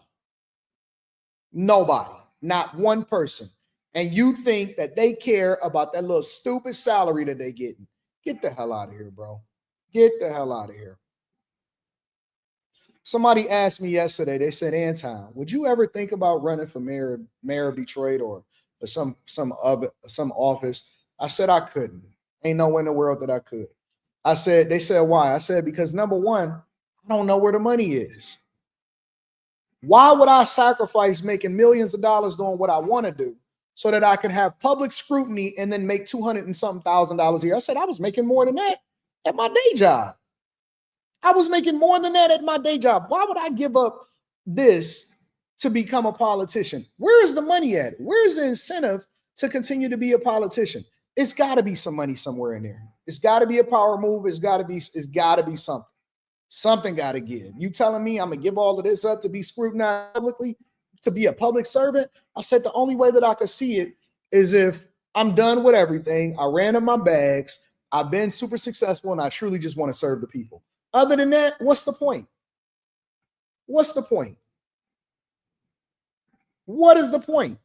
You're right. Your power corrupts. So you got to make sure that you put yourself in a position to where you're not desperate, to where you're not looking for something. The only way that I can truly understand becoming a politician is if you are a successful business person, because that means that you understand how to run a city, or you understand how to run a state.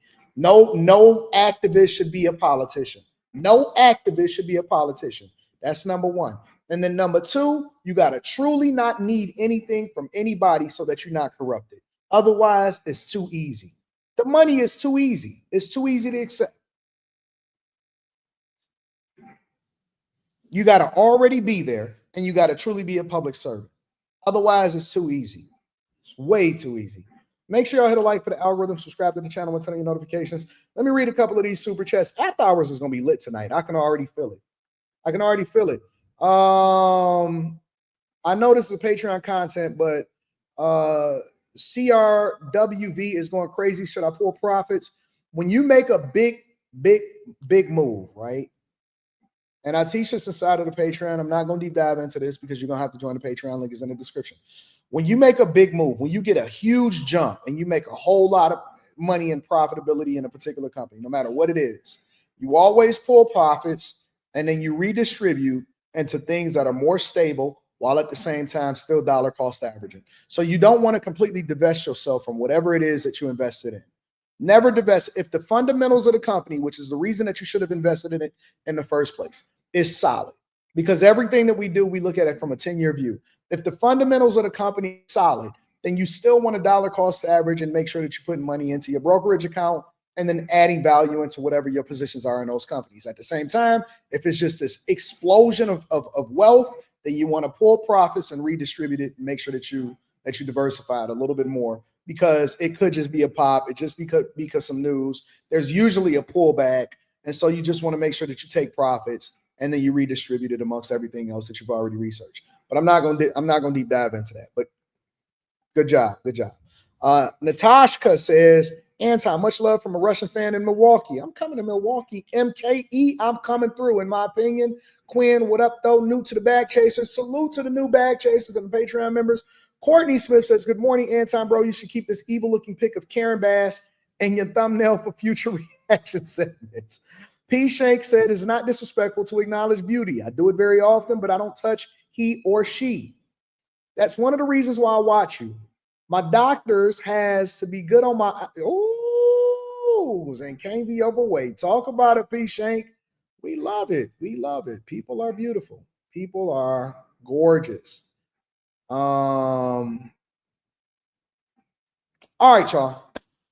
Let's continue over into the show. Stock profits is what bought my 911. Matter of fact, Nvidia is what bought my 911. That's a fact. Nvidia is what bought my 911. All right. What we got over here? All right, let's go over to LA crime, y'all. Nope, not LA crime. Inmates. Let's talk about inmates. The 7th and the 8th. It is taking these people a long time. And when I say a long time, it is taking these people a long time to capture these inmates and ensure they go to jail. So I want to get over to that. Let me make sure that I get over to that. Let me close these browsers and give y'all an update on what's going on with these inmates. Give me a second.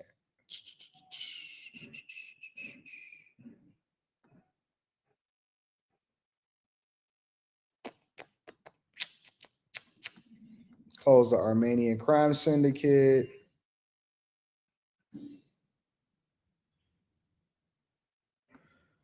Let me close some of these browsers really quickly. I'm sorry, y'all.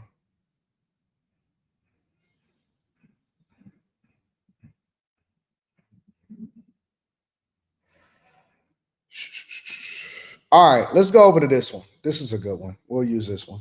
Make sure you hit a like for the algorithm, subscribe to the channel, and turn on your notifications. Y'all, let's pop off. Inmates, that leaves just 2 on the run. Andres Fuentes reports that Leo Tate and Jermaine Donald were captured in Texas. First, let's begin with Gabby Killett, who is live in Baton Rouge, where police caught Lenton Van Buren.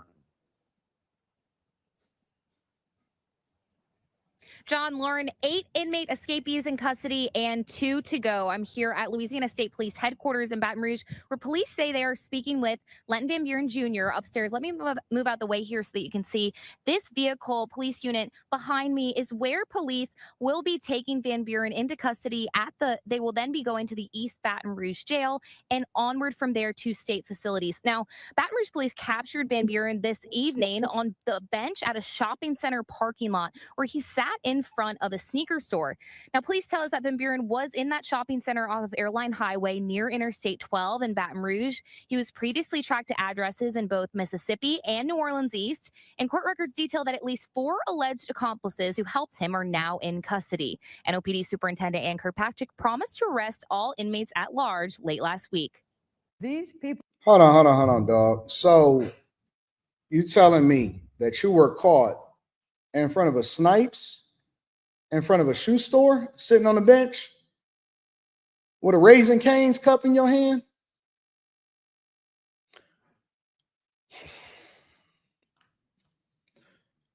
Let me ask another question. What's the plan?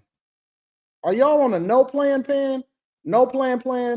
or y'all just winging it? So y'all figured out how to manipulate the guard, get people to get on your team so that they can make sure that you can escape.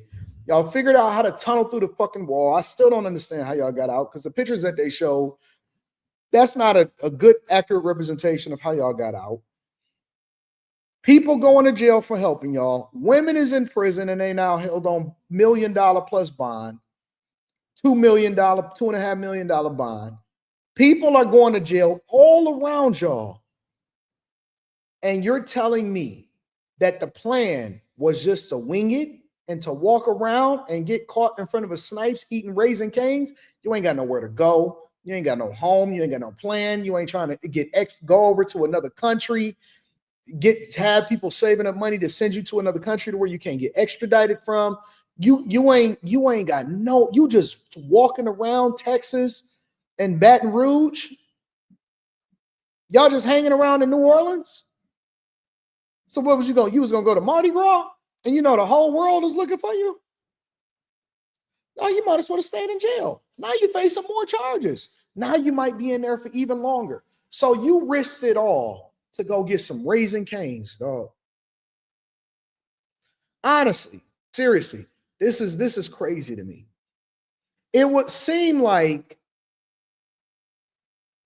somebody need to stack some money. Hey man, when we doing a major breakout, we got a prison break coming up.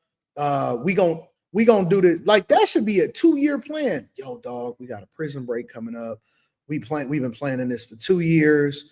My girl saved 40,000, 50,000, 60,000 eventually. They sold everything, and we gonna go live in the Caribbean. We gonna go and live in Bali with Russell Simmons. I know he dodging the same charges as Diddy. He the original Diddy. We gonna go to Bali with Russell Simmons, where they can't extradite us back to the United States of America. That's a plan. We gonna eat good off the land. We gonna become farmers. We gonna be free. The kids is all already over there. Had a PJ. We booked the PJ. We got the PJ waiting for us at the Clearport. Before 8 hours is in, we already gonna be in airspace. We should already be in Bali by the time that they even decide that we gone. I'm gone. If you gonna do a prison break, you gonna do a prison break. These niggas is walking around New Orleans and Texas. They know, listen, if he ain't in Louisiana, he gonna be over there in Texas trying to get some box. They over there hanging around, walking around, going to Foot Locker and Snipes, eating canes. So your plan was to eat canes, dog? Come on, man. So you smart enough to get out of jail, but you ain't smart enough to not go eat canes.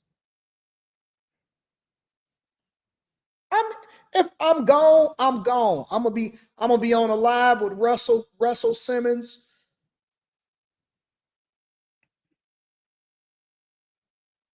Y'all just wing it, dirty, no shower, walking around in the nighttime. Didn't even get a different haircut. Still got the same beard and mustache. You ain't got no mask on. You in the same city, in the same, within a 5-mile radius of where you broke out at? Okay. All right. I got you. And Kirkpatrick promised to arrest all inmates at large late last week. These people are going to be caught. That is a given. The timing of that may change depending on if people have left the closer area. Obviously, all the attention is here. All of the manpower and resources in an intense form is here within the city and our region. Now, 18-year-old Patricia Van Buren and 27-year-old Tyshania Randolph were the latest accused of helping Van Buren evade law enforcement by bringing him to a home in Mississippi. 2 others, Lenton Van Buren Sr. and Angel McKee, were also arrested in connection with aiding and abetting Van Buren. Police say they housed him in the aftermath of the escape before he traveled to Mississippi. State police investigators began to track the 4 alleged accomplices from phone calls Van Buren made to one of his sisters from a jailhouse phone. He told her to be outside of the facility by 11:30 p.m. the night before the escape. Police say one of Van Buren's sisters told them she saw her brother via video call inside of the vehicle of one of Derek Grove's associates. Police say that woman, who has not yet been placed under arrest, allegedly dropped Van Buren off at McKee's house in New Orleans East. Now, anyone with information regarding the whereabouts of the men who are still at large are asked to call Crime Stoppers at 504-822-1111. Law enforcement is offering a $20,000 reward per inmate for any leads that can lead to an arrest. This is Gabby Killett reporting in Baton Rouge, Fox 8, Local First. All right, and then there were 2. Authorities recaptured Leo Tate, Jermaine Donald today north of Houston, Texas, after a high-speed chase. Andres Fuentes joins us with the latest details on that. Yeah, and Lauren, Huntsville police arrested both Tate and Donald with the help of other agencies. They say that they were both arrested at US 190 in Geneva and Walker County there in Huntsville, just north of Houston. Both Tate and Donald face additional charges tied to their police chase that they did today. We're waiting on more information as to exactly how that police chase started and how it eventually ended. The duo right now is being held at the Walker County Jail, and Fox 8 legal analyst Joe Responti says that they will soon be sent back to Louisiana in connection to the New Orleans jail escape and the charges that they were originally locked up for. I don't think so, unless they committed some separate crime in Texas. They're going to be brought to a courtroom there, and they're going to be extradited back here, is what usually will occur.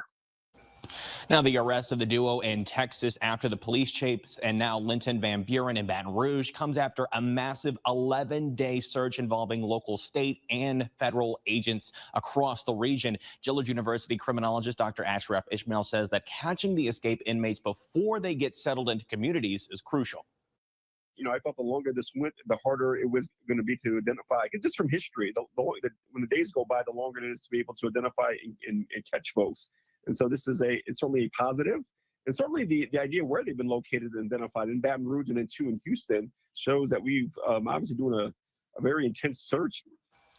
Dr. Ashmael says that neighbors also are more at ease now after an inmate arrest, especially after the 3 today, with some families and some attorneys leaving the New Orleans area altogether due to fear that one of the inmates might try to locate them. Ashmael also says that it's encouraging. So Leo Tate and Jermaine Donald. It's 2 more that's left, y'all. It's 2 more that's left. And I just think that this is hilarious. Y'all did this so that y'all could be free for 10 days. And now you're going to be probably down bad in a maximum security prison with your boyfriend, locked up forever and never getting out.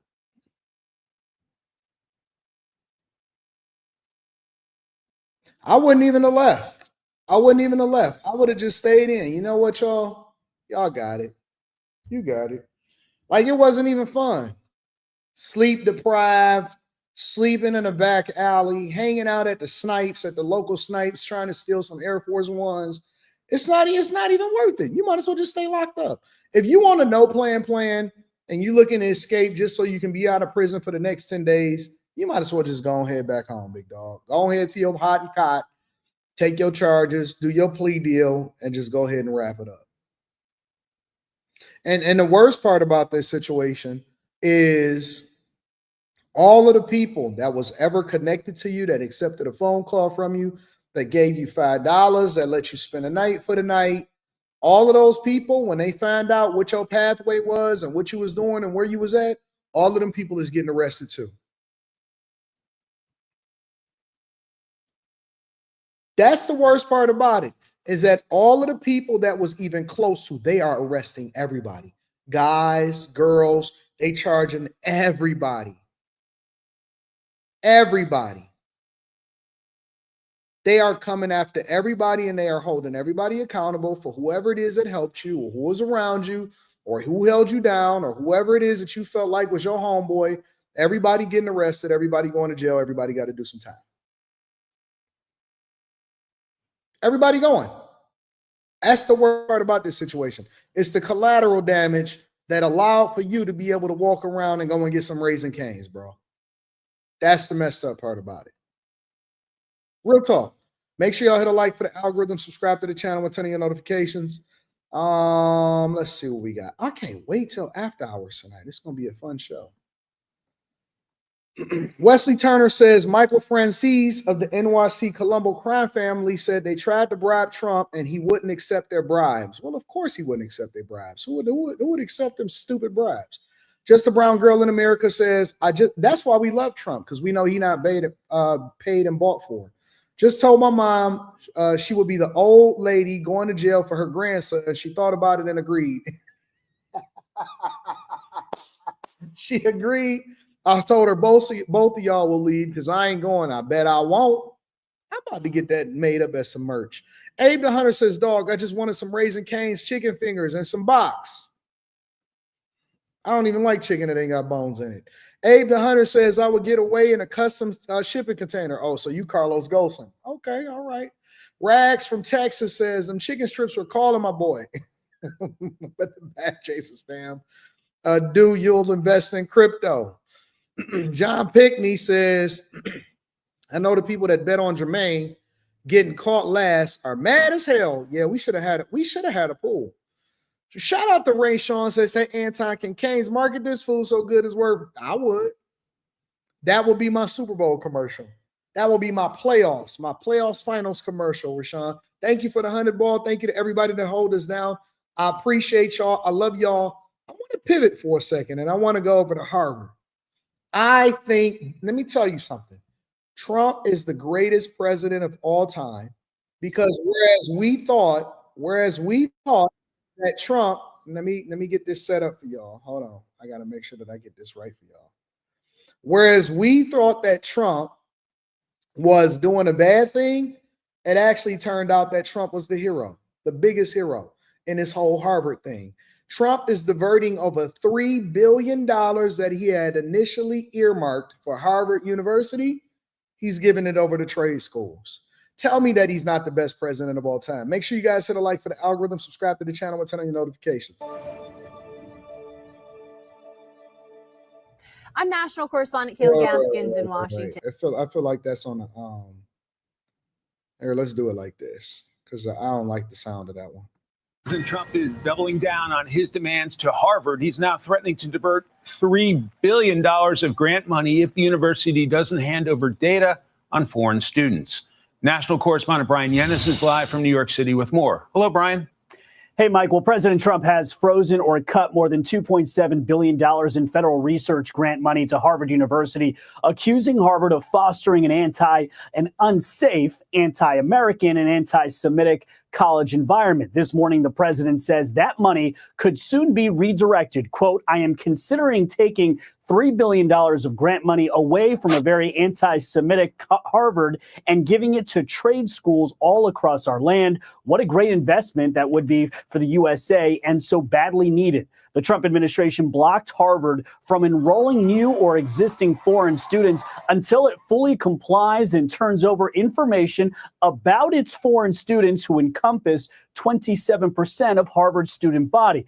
President Trump posting, "We are still waiting for the foreign student list from Harvard so that we can determine, after a ridiculous expenditure of billions of dollars, how many radicalized lunatics, troublemakers all, should not be let back into our country." Harvard is very slow in the presentation of these documents, and probably for good reason. I believe that that would be one of the greatest things ever, 100%. If Trump was to divert $3 billion that was initially earmarked for Harvard and he gave it back to the streets, we need more skills trade people. We need more people, especially in this day of AI. The things that people are going to need jobs for is the stuff that we deal with on a day-to-day basis. It's the building of homes, it's the plumbers, it's the HVAC technicians, it's the electricians, it's the millwrights, it's the carpenters. That's what we actually need to be investing our money in. Forget what Harvard talking about. We don't even rock with Harvard no more. We don't roll with Harvard. I used to have I had a Harvard sweatshirt that I wound up getting rid of, and I gave it over to the Salvation Army because I had went and visited Boston. And so over in Boston, I wound up getting like a Harvard sweatshirt or something like that. We don't care nothing about Harvard. I think that would be the greatest. If he gave it over to trade schools, I would 100% support that. Harvard University insists it has complied with Trump's lawful requests, providing foreign student names and birthplaces and disciplinary records, for instance. But Harvard says it will not comply with other requests that it considers vague or unconstitutional, like data about a student's protest participation or hostile viewpoints. Here's Harvard grad and Democratic Congressman Jake Auchincloss responding to the president. We want a list of those foreign students, and we'll find out whether or not they're okay. Everybody knows they're anti-Semitic, and that's got to stop immediately. He's acting exactly like the unhinged anti-Israel campus protesters that he claims to be opposing. This behavior from the hard right is just as inane as the behavior from the hard left was last year. And those comments in an interview with you, Mike, on Saturday. Look, a judge granted Harvard an emergency restraining order, allowing it to enroll foreign students for now. A court hearing, though, is set for Thursday. They can do that all that they want, but it's ultimately going to suffer. It's ultimately going to end up in a bad situation for them. 100%. Let me share the CBS version of it, because that was the Fox News version of it. Escalating his feud with Harvard. This morning, he threatened to redistribute $3 billion in grant money from the Ivy League school to trade schools. It comes after a federal judge last week halted the administration plans to bar the university from enrolling international students. CBS News legal contributor Jessica Levinson joins me now. Jessica, good to see you. First, it's not clear how the president would shift the money or if the grants come from the funding that his administration has already frozen. But that said, can the president redistribute money that's already been allocated for Harvard?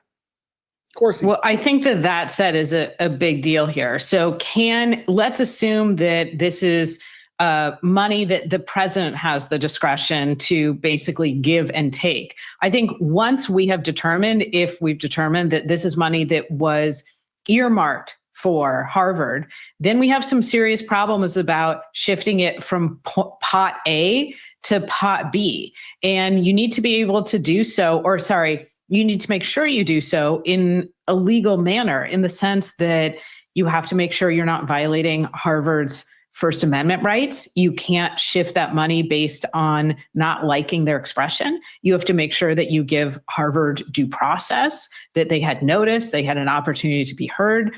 You have to make sure that you're not violating something called the spending clause, essentially that you would be giving an unconstitutional strings attached on that money. So I would say it's not as easy as saying, Harvard, I don't like what you're doing, so we're going to shift this money over here. Quick clarification, when you say earmarked, does the legal dubiousness start if that earmarking comes from Congress, or does it not matter?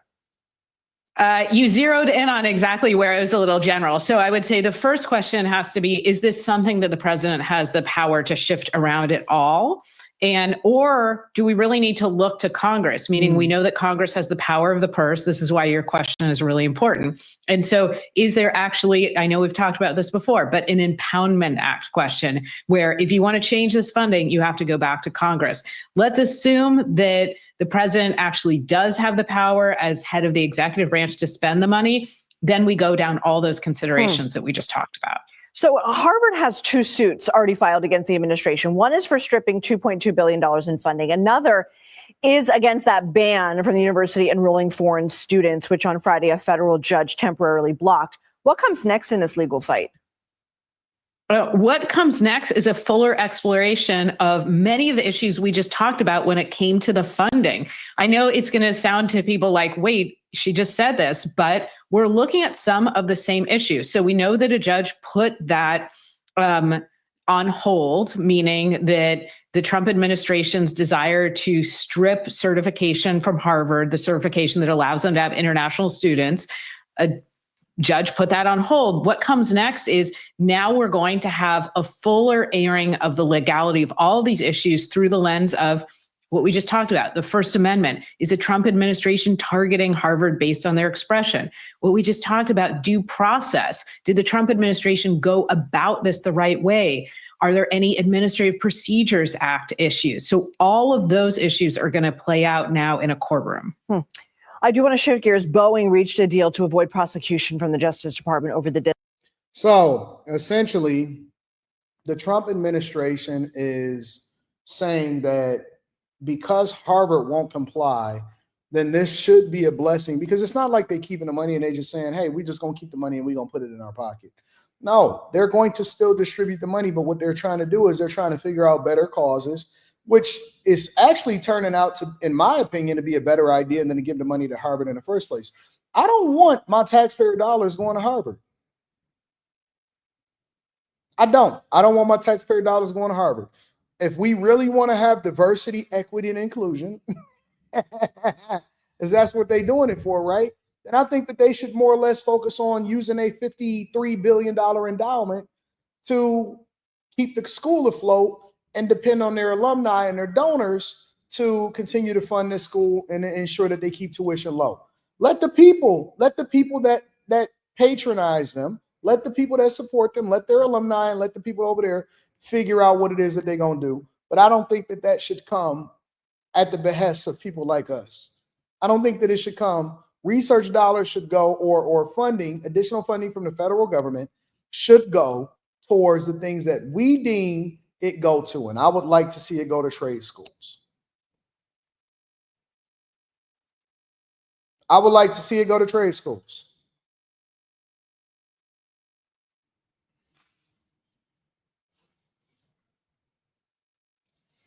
Tim Stepney says, you were advocating for a school you didn't even attend. Right.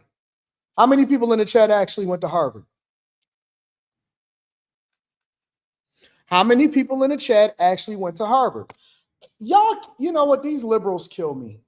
They love advocating for a bunch of schools or a bunch of causes or a bunch of countries or a bunch of people that don't even care nothing about. You couldn't get in if you wanted to. If your SAT scores was higher, if your ACT scores was higher, they still wouldn't let you in. They don't even like you. They still wouldn't let you in. So why are y'all so dedicated to trying to protect these organizations that don't do nothing for you? They don't do nothing for you in the first place. I think it's great. I honestly think it's great. I think that Trump should divert the money and trade schools should be better funded. And that's the thing that we should be incentivizing people to go into. HBCUs is already getting enough federal money. We tired of HBCUs. We tired of HBCUs begging. And they keep on going out of business.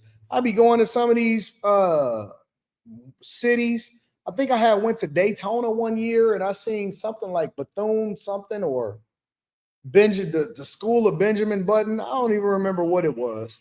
But it was a school down there and I think, was it Myrtle Beach? No, Daytona? I don't know. It was one of them. And it was like one of them black schools and it was abandoned and it was like Birds was in there. Man, come on, man. We need to start consolidating these schools. It was Bethune-Cookman? It was Dusty. It was Dusty. I thought it was Benjamin Button. Thought it was Benjamin Button. Bethune-Cookman has always been a dump. I couldn't believe it. I was down there. I said, man, what is this Dusty school up here? Is that a Black Lives Matters or is that Bethune-Cookman at the top of that thing?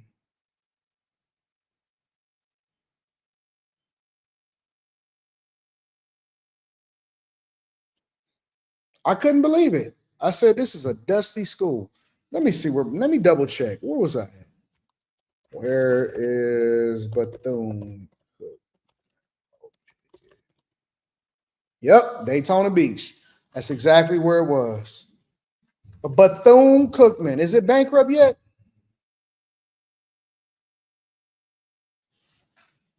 Is Bethune-Cookman.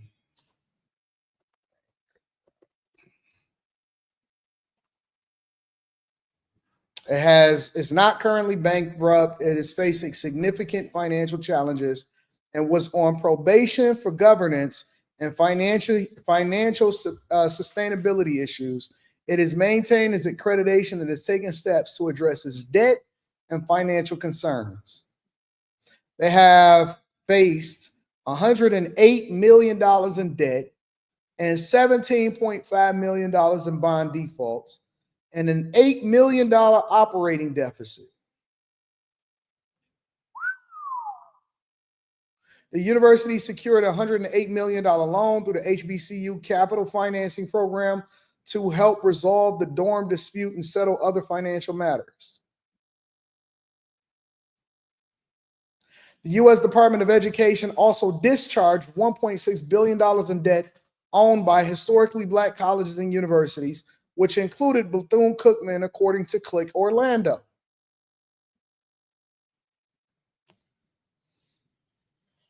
Ugh. Ugh. Why are they facing a deficit? Why is they so dusty? Why is Bethune-Cookman so dusty?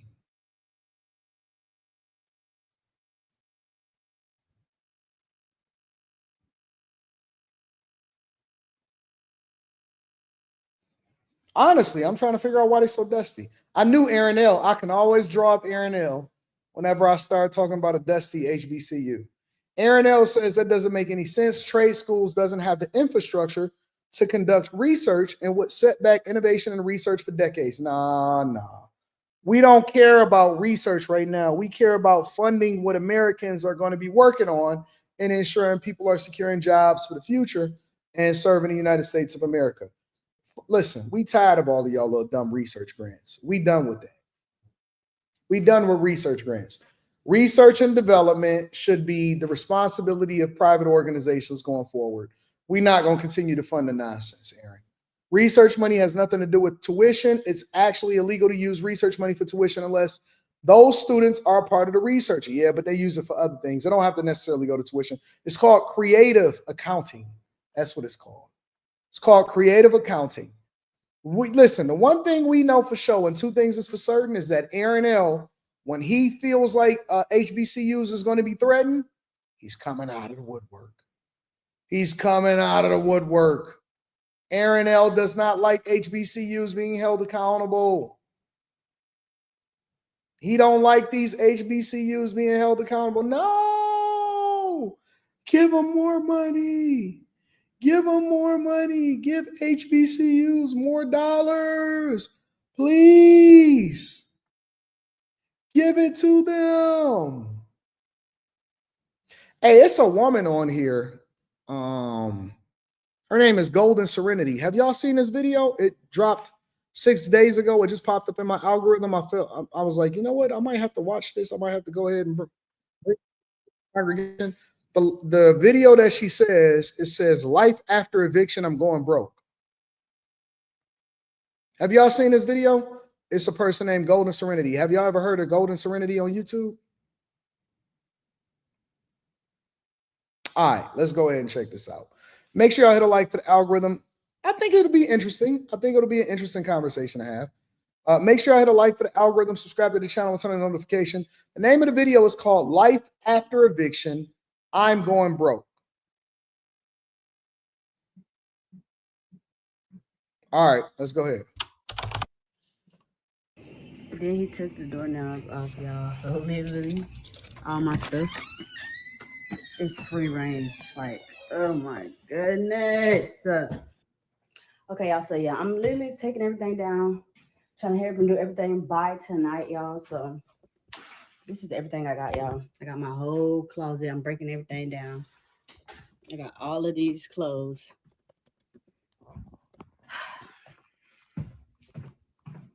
Yeah, this is really a lesson learned for me to not, like, you always have to have a plan B, or it's just best to do stuff on your own. And the only reason I have my own place, but the only reason why we agreed to move together, because it's like, okay, we can all help each other, you know, somebody got work, we can have somebody just be in the house to help, you know, watch the kids. Like, my sister have a kid, I got a kid, like, you scratch my back, I scratch yours, and it was never none of that in this house. So I just do want to take the time out to thank God that I'm going through the situation, because it's just a lesson learned. Like, it's definitely a lesson learned, and just I'm ready to get out and get my own stuff anyway. So I'm trying to see the bigger picture of this stuff, y'all. Where's the fathers at? Where the fathers at? She talking about she in a room, she basically shared a place with another single mother, and you scratch my back, I scratch yours, watch your kids, you watch my kids. Where's the father? Where's the fathers at? This is why I decided to have discipline, y'all. This is why this is the thing that scared me. You always got to lean into the thing that could possibly ruin your life. You know what? I ain't trying to be out here with these single baby mamas. I'm not trying to have no kids out of wedlock. And all in all, y'all, brother called the police on me.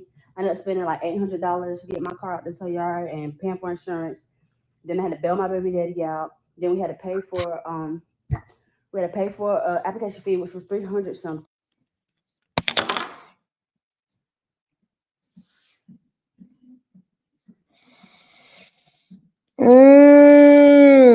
Had to bail my baby daddy out. That says it. That did it. Fit right into the stereotype. Then we paying for U-Hauls and storage units, and then we got paid down payment. Y'all, all in all, I done came out almost $3,000, $4,000, plus the money, the $1,700 that he won't give me back. So now I had to take him to court on that. It's a lot, y'all. It's a lot. I just want to get far away from my family. I promise, like, as soon as I get my money, I'm never, ever talking to them ever again. Like, I have nothing for them. They have nothing for me. And it's healthy and it's best if I separate myself from my own family, which is sad to say, but my family is just, they're not good people. They spiteful and they're evil. Look at it before comment. I don't know. They're evil. Like, no, I am looking at it and I'm commenting in real time. You want me to wait all the way to the end of the video before I comment? They evil. They doing the devil's work for real. I just hate that nobody thought about my daughter. Look at my daughter, y'all. I kept telling my mom, like, tell your son, just send me my rent and we good. No, nobody was doing none of that. They're like, but if you want me to watch your daughter, I can. You're not watching a fuck ass thing of mine. It's like, well, she's good. We're gonna figure it out. Like, even if I'm on the side of the road, my baby's gonna be right there with me. We're gonna figure it out, y'all. So I just need everybody to pray for me. My family's just crazy, y'all. But when that incident happened, my child's father, his family was there for me. I stopped talking to my mom for 3 years. I'm not sure why I even let her back in my life, y'all. Like, sometimes you just gotta let This people. is so fucking stressful. Honestly, this is stressful. Like I'm going through it myself. This is stressful. Like I'm going through it myself. I'm not built for this type of life no more. I don't want to struggle. I don't want to get evicted. I don't want to get my cars repossessed. I don't want to have to bail nobody out of jail. I don't want to live like this. I can't. Do y'all know that we were basically conditioned to believe that the hood and struggling and all of the stuff that we go through on a regular basis, we were conditioned to believe that this was normal. Like this is something that we're supposed to experience. This is not normal. You're not supposed to be going through this. When you raise your children in this environment, and we don't really think about the impact that this has on our children on a regular basis, when you raise your children in these type of environments, do you realize that you're basically conditioning them to normalize things that people don't go through on a regular basis. When you raise in this type of dysfunction, this is PTSD, bro. This is PTSD that you're giving your children. And we be thinking, yeah, man, make sure you give back to the place that made you. You mean the place that I had to overcome? It's not the same. We'll go their separate ways, and you go your separate ways, and you got to kind of like, I would say, love them from a distance. Not even love them from a distance. You just got to leave people alone. You got to leave people where they stand. And my mom, my whole family is just somebody I just need to leave where they stand. Like, I don't Why spend is so much everybody else money involved? over nothing, y'all. All of this over Chick-fil-A. This is what they left me to clean up, y'all. This is my sister's room. Do not, as a landlord, do not, when you think that it's a possibility that somebody could be, that somebody could be a bad tenant, or they seem ghetto, or listen, you want to know what the first sign is when you're thinking about renting to somebody and they trying to convince you to rent your property out to them. If they say, oh, I got to wait till I get the money up, or it's coming to get their security deposit or first month rent or something like that. Nope. Bail. Get the hell up out of there immediately. They're going to tear your place up. They're going to have rodents in there. It's going to be bad, bro.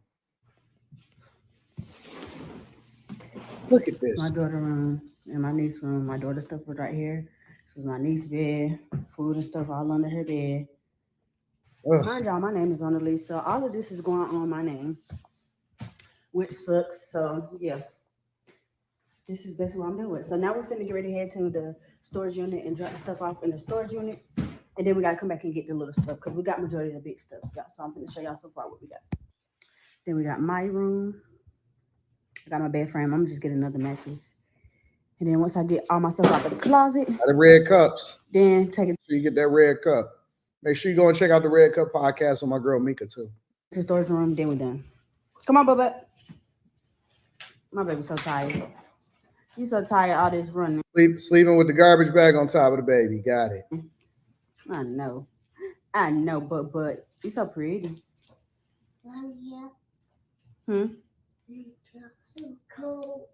Nah, cause why is life hitting me so hard, y'all? We at the U-Haul spot. We got a storage unit, but my baby daddy lost the key to the storage unit. We loaded up the car. We came here to drop it off so we could do another load. We got to be done by 10 o'clock tonight, and he lost the keys, y'all. I'm finna cry, like, bro. I'm so irritated, y'all. All right, y'all. So we still was looking for this key. We went back to the house, couldn't find the key. Then we came back to the storage unit. We're just gonna get another storage unit in my name, and they're closed. This can't get, bro. Like, at this point, this is my 13th reason why. Like this is why. Like shit like this. I understand. Like just go on, just off yourself, bro. It's no point, bro. Like just like damn. How come don't nobody know how to talk proper English, yo? Why do we need a translator and you're talking English? Yo. Town. This got to be Atlanta. It's got to be Atlanta all day. Either Houston or Atlanta. Houston, Atlanta, Vegas. Houston, Atlanta, Vegas. It's got to be Atlanta all day long. All right, y'all. So we had to pay $200 to get them to open the storage unit. There's something else to add to the tab. So now we're finish getting stuff out the yard. All right, y'all. So it is currently 12 o'clock at night, y'all. And I still got until tomorrow morning, y'all, to get my stuff out before they have it laying in the middle of nowhere. Still got groceries. We had just went grocery shopping, y'all. Thank God for my friend Nova. He said, I think it's his prison tomorrow, so I gotta go get my groceries tomorrow before I go to work. So let me show y'all how far I got upstairs. I'm not sure why. Look at this filthiness. My sister left it a mess, like there's a mess, like tacky, like.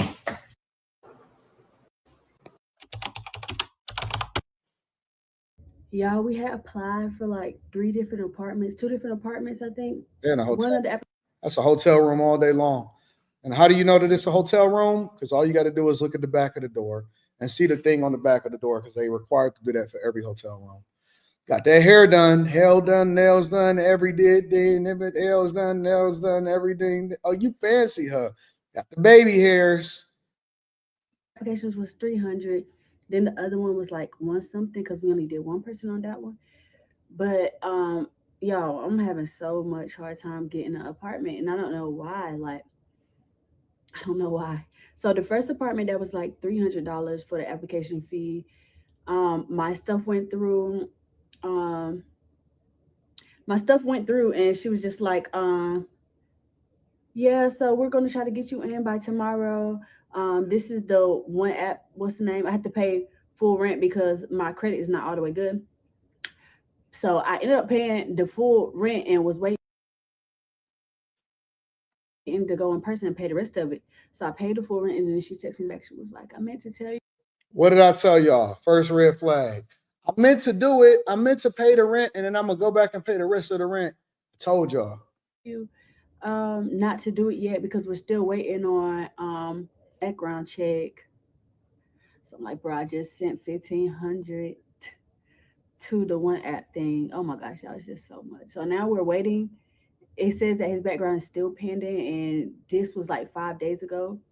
So basically, you're getting it in somebody else's name. She getting it in her boyfriend name. I don't know, y'all. I'm kind of getting irritated. It's just like at this point, I don't know what else to do. But I really don't know what else to do. I feel like I'm rushing. I'm rushing myself, trying to rush to do everything, and then it's just like it's coming back and biting me in the ass. Like, I don't know, y'all. Like, so yeah, I'm about to get ready for work. I gotta go to work. Ew, this vent is dirty. But yeah, y'all. So I'm finna get ready to go to work. I'm praying, fingers You crossed, that said with the she way hit that me up. house It's looks. 11 something right now. It's 11 in the morning. I'm praying that she hit me up and let me know like everything is done, everything is finished, so we could just go ahead and move, y'all. I just need to move into my own place. That's it. That's all. That's all I'm asking for.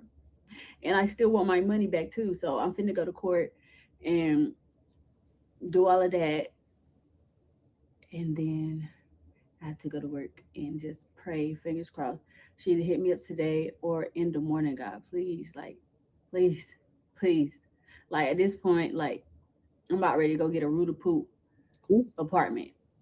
Just anything, just to say that it's my own. But I What is know that? I do want to feel safe wherever I'm going because when I got my first apartment out here, it was shooting going on outside the windows, outside my bedroom window and stuff like that. So it's just like I know I want to be somewhere where I feel safe. So I don't know, y'all. Fingers crossed. Just pray for me in my situation, y'all. And I'm still not in my own spot. Like this is stressful. I don't know what else to do. I don't know what else to say. I'm still upset. I've been seeing y'all comments, and it means a lot. Y'all support means a lot, and that's really all I ask y'all. I'm not asking for nobody to send me money. I'm not asking for no one to help. I just ask that y'all just pray for my situation and keep continuing to support me throughout this journey, y'all. And I'm gonna come up. I'm gonna come back with some new updates, some new news, if there is any. God, please, just please. Family would have. From your own brother. You didn't deserve that. Here's what I'd want you to do. It's not something. Give it back to me, but he's not going to show y'all how to handle this situation. So Chat GPT finna be my dad. Like I'm just gonna act like I'm talking to my dad right now. Even though I could call my real dad right now, but I just want to show y'all how Chat GPT is always on my side. Hi, Dad. Hey kiddo, I'm here. What's going on? You okay? No, I'm not okay. My brother stole my rent money, and I keep asking him to give it back to me, but he's not giving it back to me. What should I do, Dad? Oh kiddo, I'm really sorry. That's not something you should ever have to deal with, especially from your own brother. You didn't deserve that. Here's what I'd want you to do, step by step.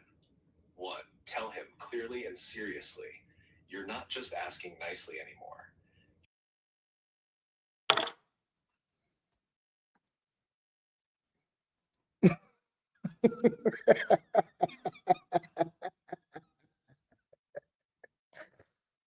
Oh, my ladies, my ladies, my ladies, y'all are out here getting cooked. Y'all are out here cooked, ladies. Ladies, tell me that y'all not the most educated and the most enrolled, and y'all out here being dusty like this.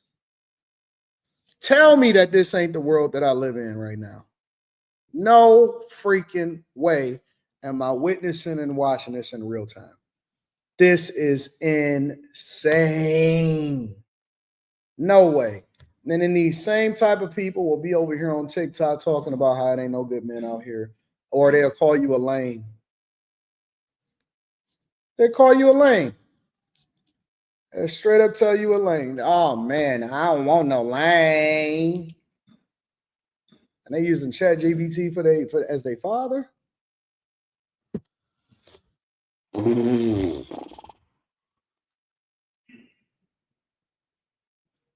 I'm saying it all today.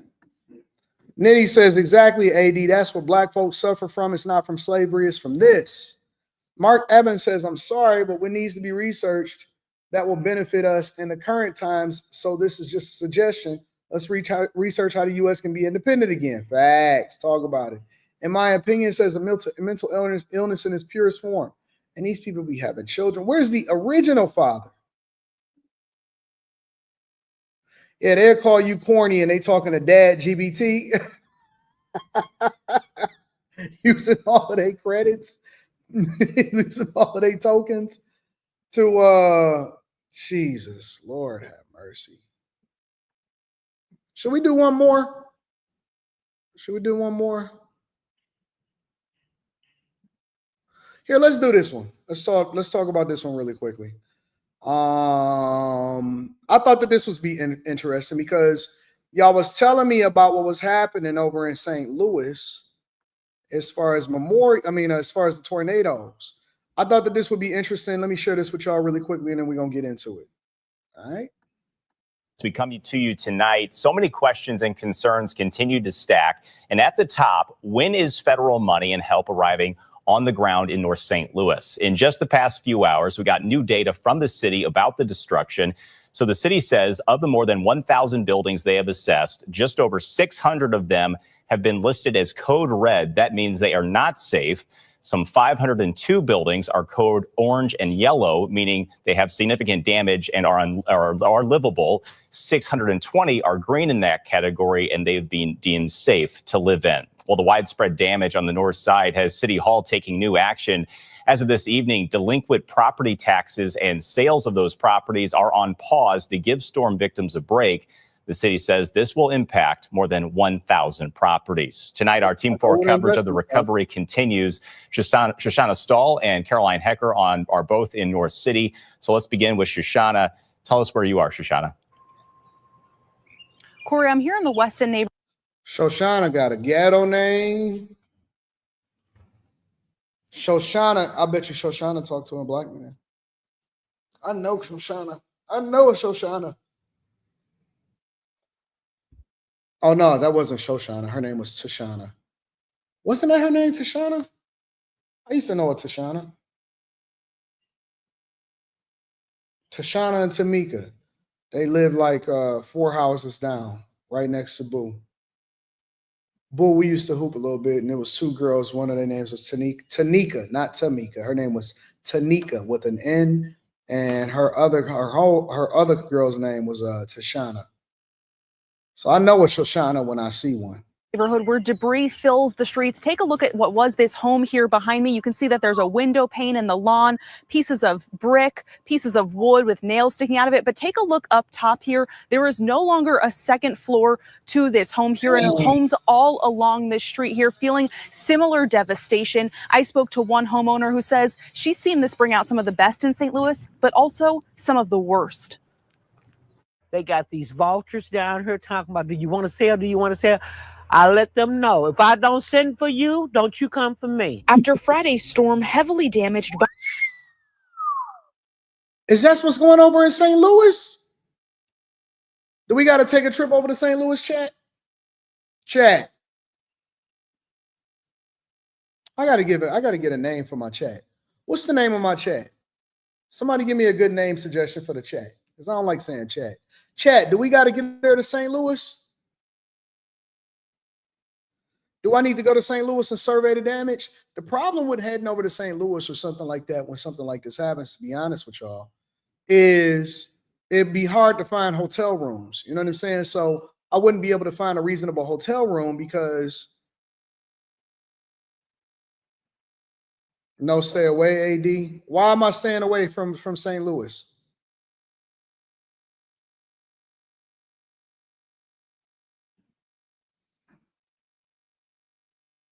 Why am I staying away from St. Louis?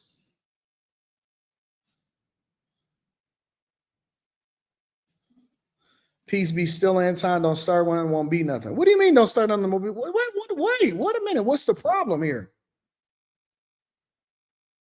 Murder rate in St. Louis is out of control. Don't go is ground zero. Okay, so y'all saying that don't go. All right. Yeah, that'll be dope. The chat could be called Room 9. Yeah, we did rebrand the Room 9 channel into the Darth Anton channel, and so now we got Room 9. I like that. Room 9. Shout out to Room 9. I like that name.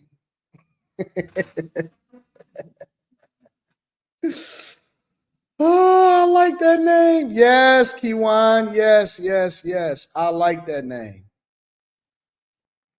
How far is St. Louis from Detroit for a drive? Drive from Detroit to St. Louis. Oh no. That's 8 hours. That's 8 hours. I didn't know that St. Louis was catching tornadoes. Is the weather not safe in St. Louis? What's going on in St. Bobby Louis? White's West End home. She says people are already roaming the streets trying to buy it off her for a cheap price. Licking your chops, thinking you're getting prime property for pennies on a dollar. It ain't gonna happen. St. Louis Mayor Kara Spencer says that's something the city is already talking about trying to prevent. We are very cognizant of it. We have a task force and we'll be reaching out to the community to have this plan be community led. I'm grateful to the efforts of the collector who's pausing on those tax sales and those land grabs, if you will. But it's not just that White is having a problem with. Despite being insured, she's waited days for an adjuster. You didn't wait on my damn premium. You got that straight out of the bank, okay? And now, as we expect more rain, she wants to protect her home even more. They can put a tarp on my house because it's too tall. You knew that when you took my insurance policy. You knew how tall this house. You should have been getting you some ladders just in case you need to get up there anyway. At the end of the day, White wants to see her home and community thrive again. I will rebuild. Yo, I didn't know it was out there like that. What's happening in St. Louis? I think that St. Louis is an investment opportunity. It may be.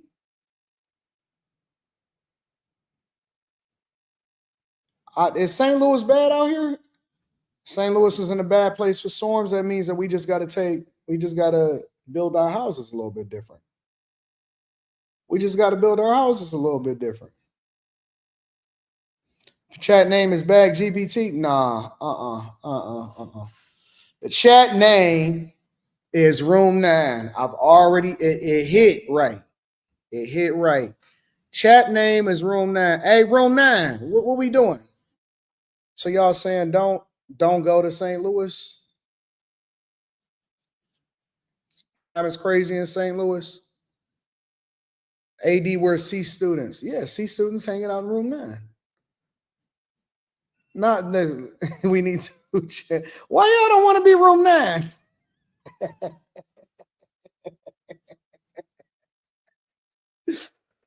Oh, but see, Molly said it was Room 9 also. Room 9 is it. Y'all will get used to it. I promise y'all will get used to it. We'll get there. We'll do a vote inside of the Bag Chasers. Make sure y'all tap into the Patreon links in the description.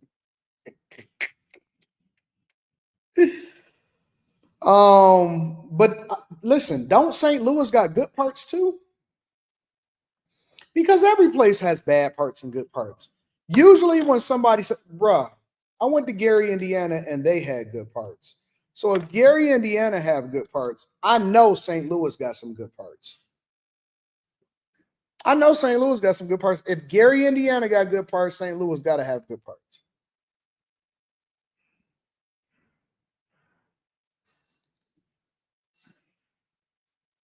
Y'all not first class. If don't nobody come up with something better than room 9, we just gonna say room 9.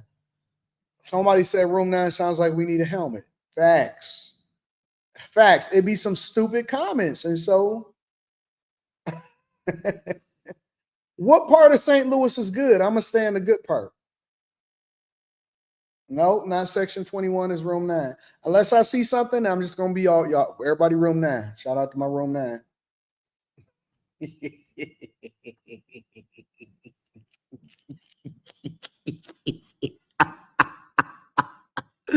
Webster Grover. Where's Webster Grover?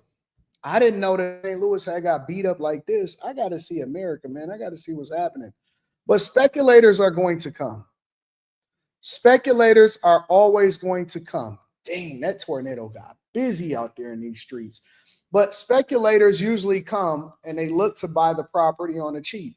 It's the same thing that happened in Hawaii or Maui, right? Maui, they was in there buying it on the cheap. They was in there buying it on the cheap. People are always going to speculate. No, it's going to be room 9 on all channels, Slimmy. Room 9 on all channels. Chesterfield is nice, man. Listen, bro, at some point I got to go and visit St. Louis. I think that St. Louis could be a move. You know where else could be a possible move? What other city could be really dope? Memphis. Memphis could be really dope. It was raining in 4 days in Missouri. Sheesh. But people are always going to speculate. People are always going to try to buy the property from under you. They're always going to try to get it on the cheap. Investors are always going to start to try to move in. Mostly anywhere it could be a good investment. Just stay away from rural America. No investment is worse than rural America. Cities come and they go. Sometimes they go and destroy themselves, and it takes some time for them to come back. Nothing is worse than rural America. Ever. Rural America is the worst of the worst. Rural America got more meth. They don't even got crack. They got Fenty up in those joints. A lot of times it'd be close to Indian reservations. Indian reservations be looking like a shithole. It'd be crazy. I love Pittsburgh. I think I'm about to go to Pittsburgh. But I got the Grand Prix. The Grand Prix is this weekend. You see they already closing off the streets for the Grand Prix. It's gonna be dope. It's gonna be dope. It's gonna be dope. Or maybe I can go somewhere and then I could fly back for Saturday so I can come and watch the Grand Prix. I really want to be home this week. I don't really want to go nowhere this week. I want to be home. But if I got to go somewhere, y'all making a lot of potential places. If I go to these places, are y'all gonna come and kick it with me in person? Y'all gonna come party with me if I tell y'all where I'm at? I'm scared to tell y'all where I'm at.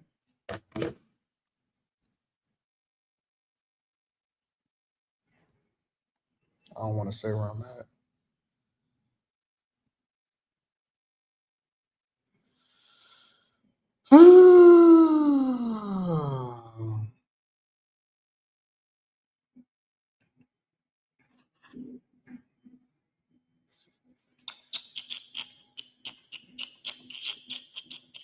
I need a nap.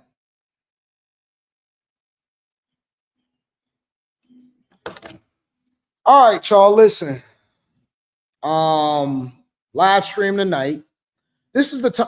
Y'all got to remember that this is the only time that I get to talk to y'all one-on-one without any kind of interruptions. Because on the Anton Daniels channel, it's the only time I get to talk to y'all on the live stream with no interruptions. On the Anton Daniels channel, I'm a great streamer. I'm a phenomenal live streamer. On the Anton Daniels channel, I don't really live stream over there no more unless I do Monday nights. And on after hours, we got all of our friends, and then they be trying to hold me accountable, and then people be getting upset, and then other people be getting in their emotions. It's like we like a toxic family over on after hours. We got a toxic family on after hours. I love Gary, Indiana. Yo, wherever I go next time, y'all gonna have to tell me where the best strip clubs are too, because I'm gonna be in there Trying to pay somebody's tuition for the month. Trying to pay tuition for the months. Baby hairs laid, trash bags for blankets.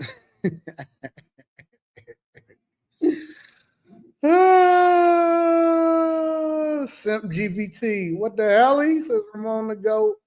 Dad GBT. Yes, Wesley Turner. Yes. Jay Ben says these folks that say Trump wouldn't rent to blacks. I wouldn't rent to them either. Not to that type of black. Derek Jackson GBT.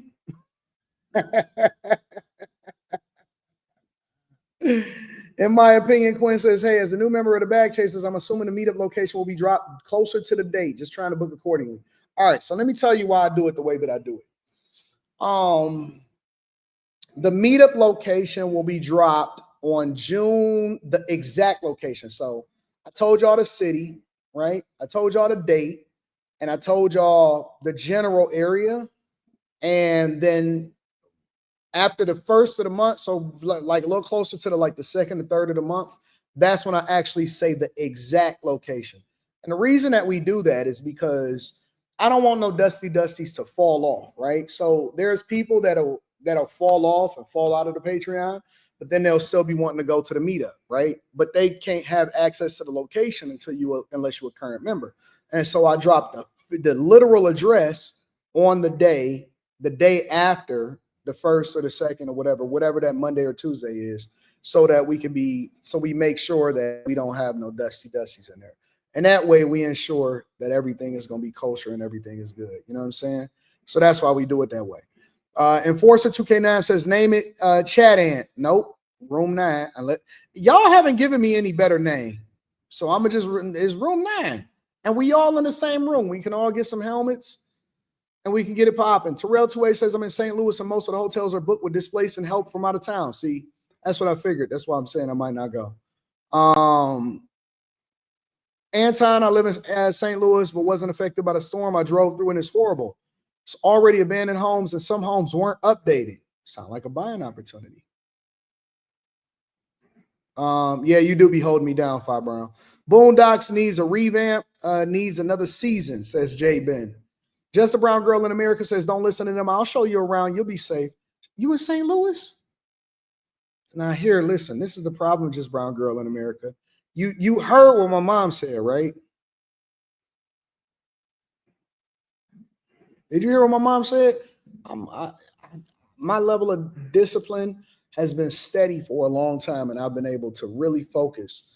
And I know y'all be trying to show me around, talking about you'll be safe. You know what I'm saying, Molly? They said they'll show me around and they're gonna be safe. You know, I like that brown. I like brown. Well, if you show me around, you're gonna have to sign some paperwork. So as long as you're willing to sign the paperwork, then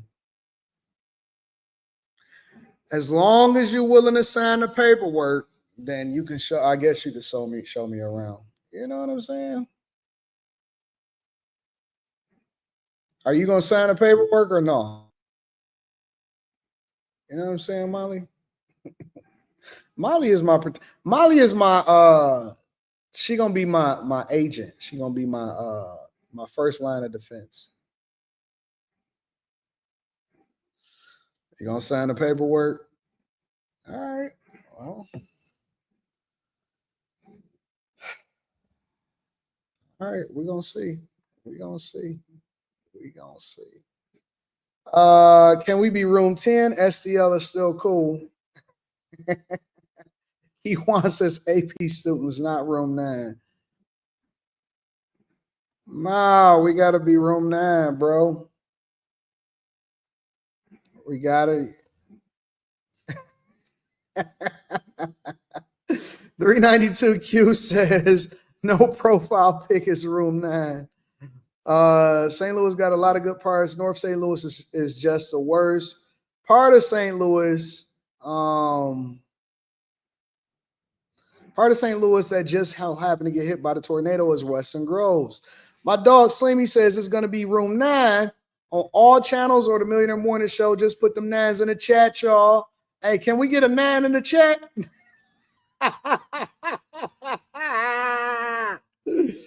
Can we get a 9 in the chat? Buy property. I'll be a property manager with my past experience. You gonna be my property manager? All right. Okay, I got you, baby girl. I love the 9s in the chat. Yeah. K Cooper. Come on. We might have to get K Cooper's wrench took. Don't go to East St. Louis, Illinois. Yeah. Next says somebody said room 69 freak off vibes. No, we're not gonna be room 69. Chat name is the Acoustics. No. I see the 9s in the chat. I see the 9s in the chat. Yeah. Benji, what do you mean you refuse? Everybody put your crayons in the air. Put your helmets and your crayons. Let me get a helmet and a let me get some crayons and some helmets in the chat.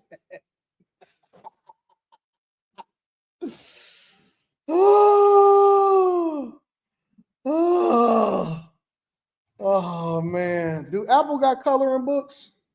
Shout out to the helmet gang. Yeah.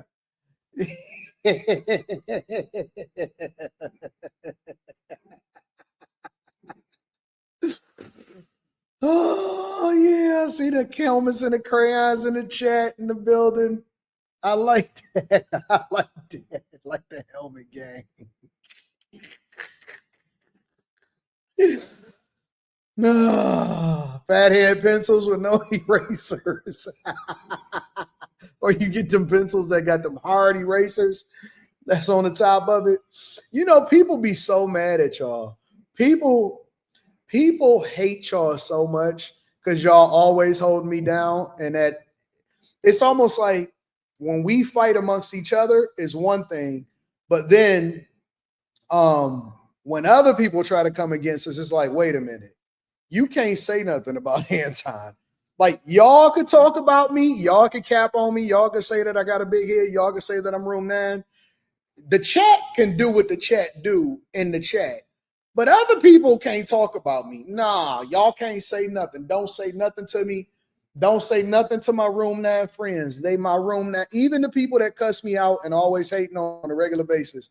I'll be like, I cuss them out on a live stream, but then outside of the live stream, I'm like, no, that's family. You can't, that's my little crazy retarded person over there. You know what I'm saying? Oh, I love y'all so much. I love y'all so much. Wesley Turner says Anton Daniels in the room 9 chat. No, I'm room 9. I'll be room 9 with y'all. The congregation, since you like that, I like the congregation. But the congregation make it seem like we in church. You know, some people don't like that. So I got to figure that out. I like the congregation. I like room 9. Manuel G says, can we get our help? Maybe I'll put certain color helmets or certain quality helmets as icons or something like that. I don't know, man. I don't know what's going on. Chris Chapman says, can you just call the chat America the way Barney? No, because then everybody gonna think that they are part of it, and everybody. Yeah, I like that 392Q. I like room 9. I like room 9. Ain't life good, y'all? You said you're gonna be the teacher, Miss Freckles. What's good, bro? Even though I live in Charlotte, now I would love to see you return back to my hometown of Grand Rapids. I can hit Grand Rapids. I like Grand Rapids. I like Grand Rapids. You gonna be the teacher, Miss Freckles? Oh, you got to join in with us. You got to join in there with us. Now let's just rock out with let's rock out with room 9. I like room 9 better. I like it. Yeah, it makes me happy, Jesse. It makes me happy. All right, y'all. Listen, I love y'all. I appreciate y'all. I think I'm gonna be out in the suburbs today. So Oh, I got to show y'all something real quick. So I walked through my property. It'll actually come out on the whatchamacallit channel. When I dropped the vlog, I went through and did the property. This is what the property looks like, y'all. The latest the property. I don't know if y'all can see that. It's sick. So I got all of the drywall up on the latest rental property. I went through there day before yesterday. Was it the day before yesterday? Yeah. Yesterday / the day before. That's the kitchen area. It's all open. That's the living room area. This is you going down. You actually go down the basement. So the basement is going to be completely finished. All of this actual footage will be on the Darth Anton channel. This is the full basement. The basement is completely finished. And then you go back upstairs, back to the main floor. That's the front door. And this is the upstairs.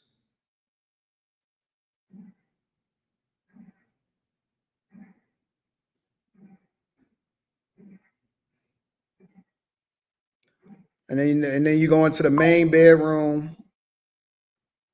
This is the main bedroom, and it's got the tray ceilings.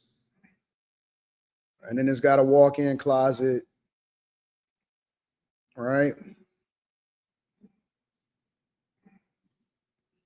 And then you got the main bathroom, and that's going to be tiled. That's all going to be tiled. So it's dope. It's super dope. It's absolutely dope. We finish in the garage. We finish everything. It's going to be fun. It's going to be a very, very fun time. So more information coming inside of the Patreon. We're doing a Patreon live stream tomorrow, so make sure you tap into the Patreon. And again, we got after hours tonight. So lots of clavicles, lots of good conversations, lots of good family. I love y'all. I appreciate y'all. Let me see.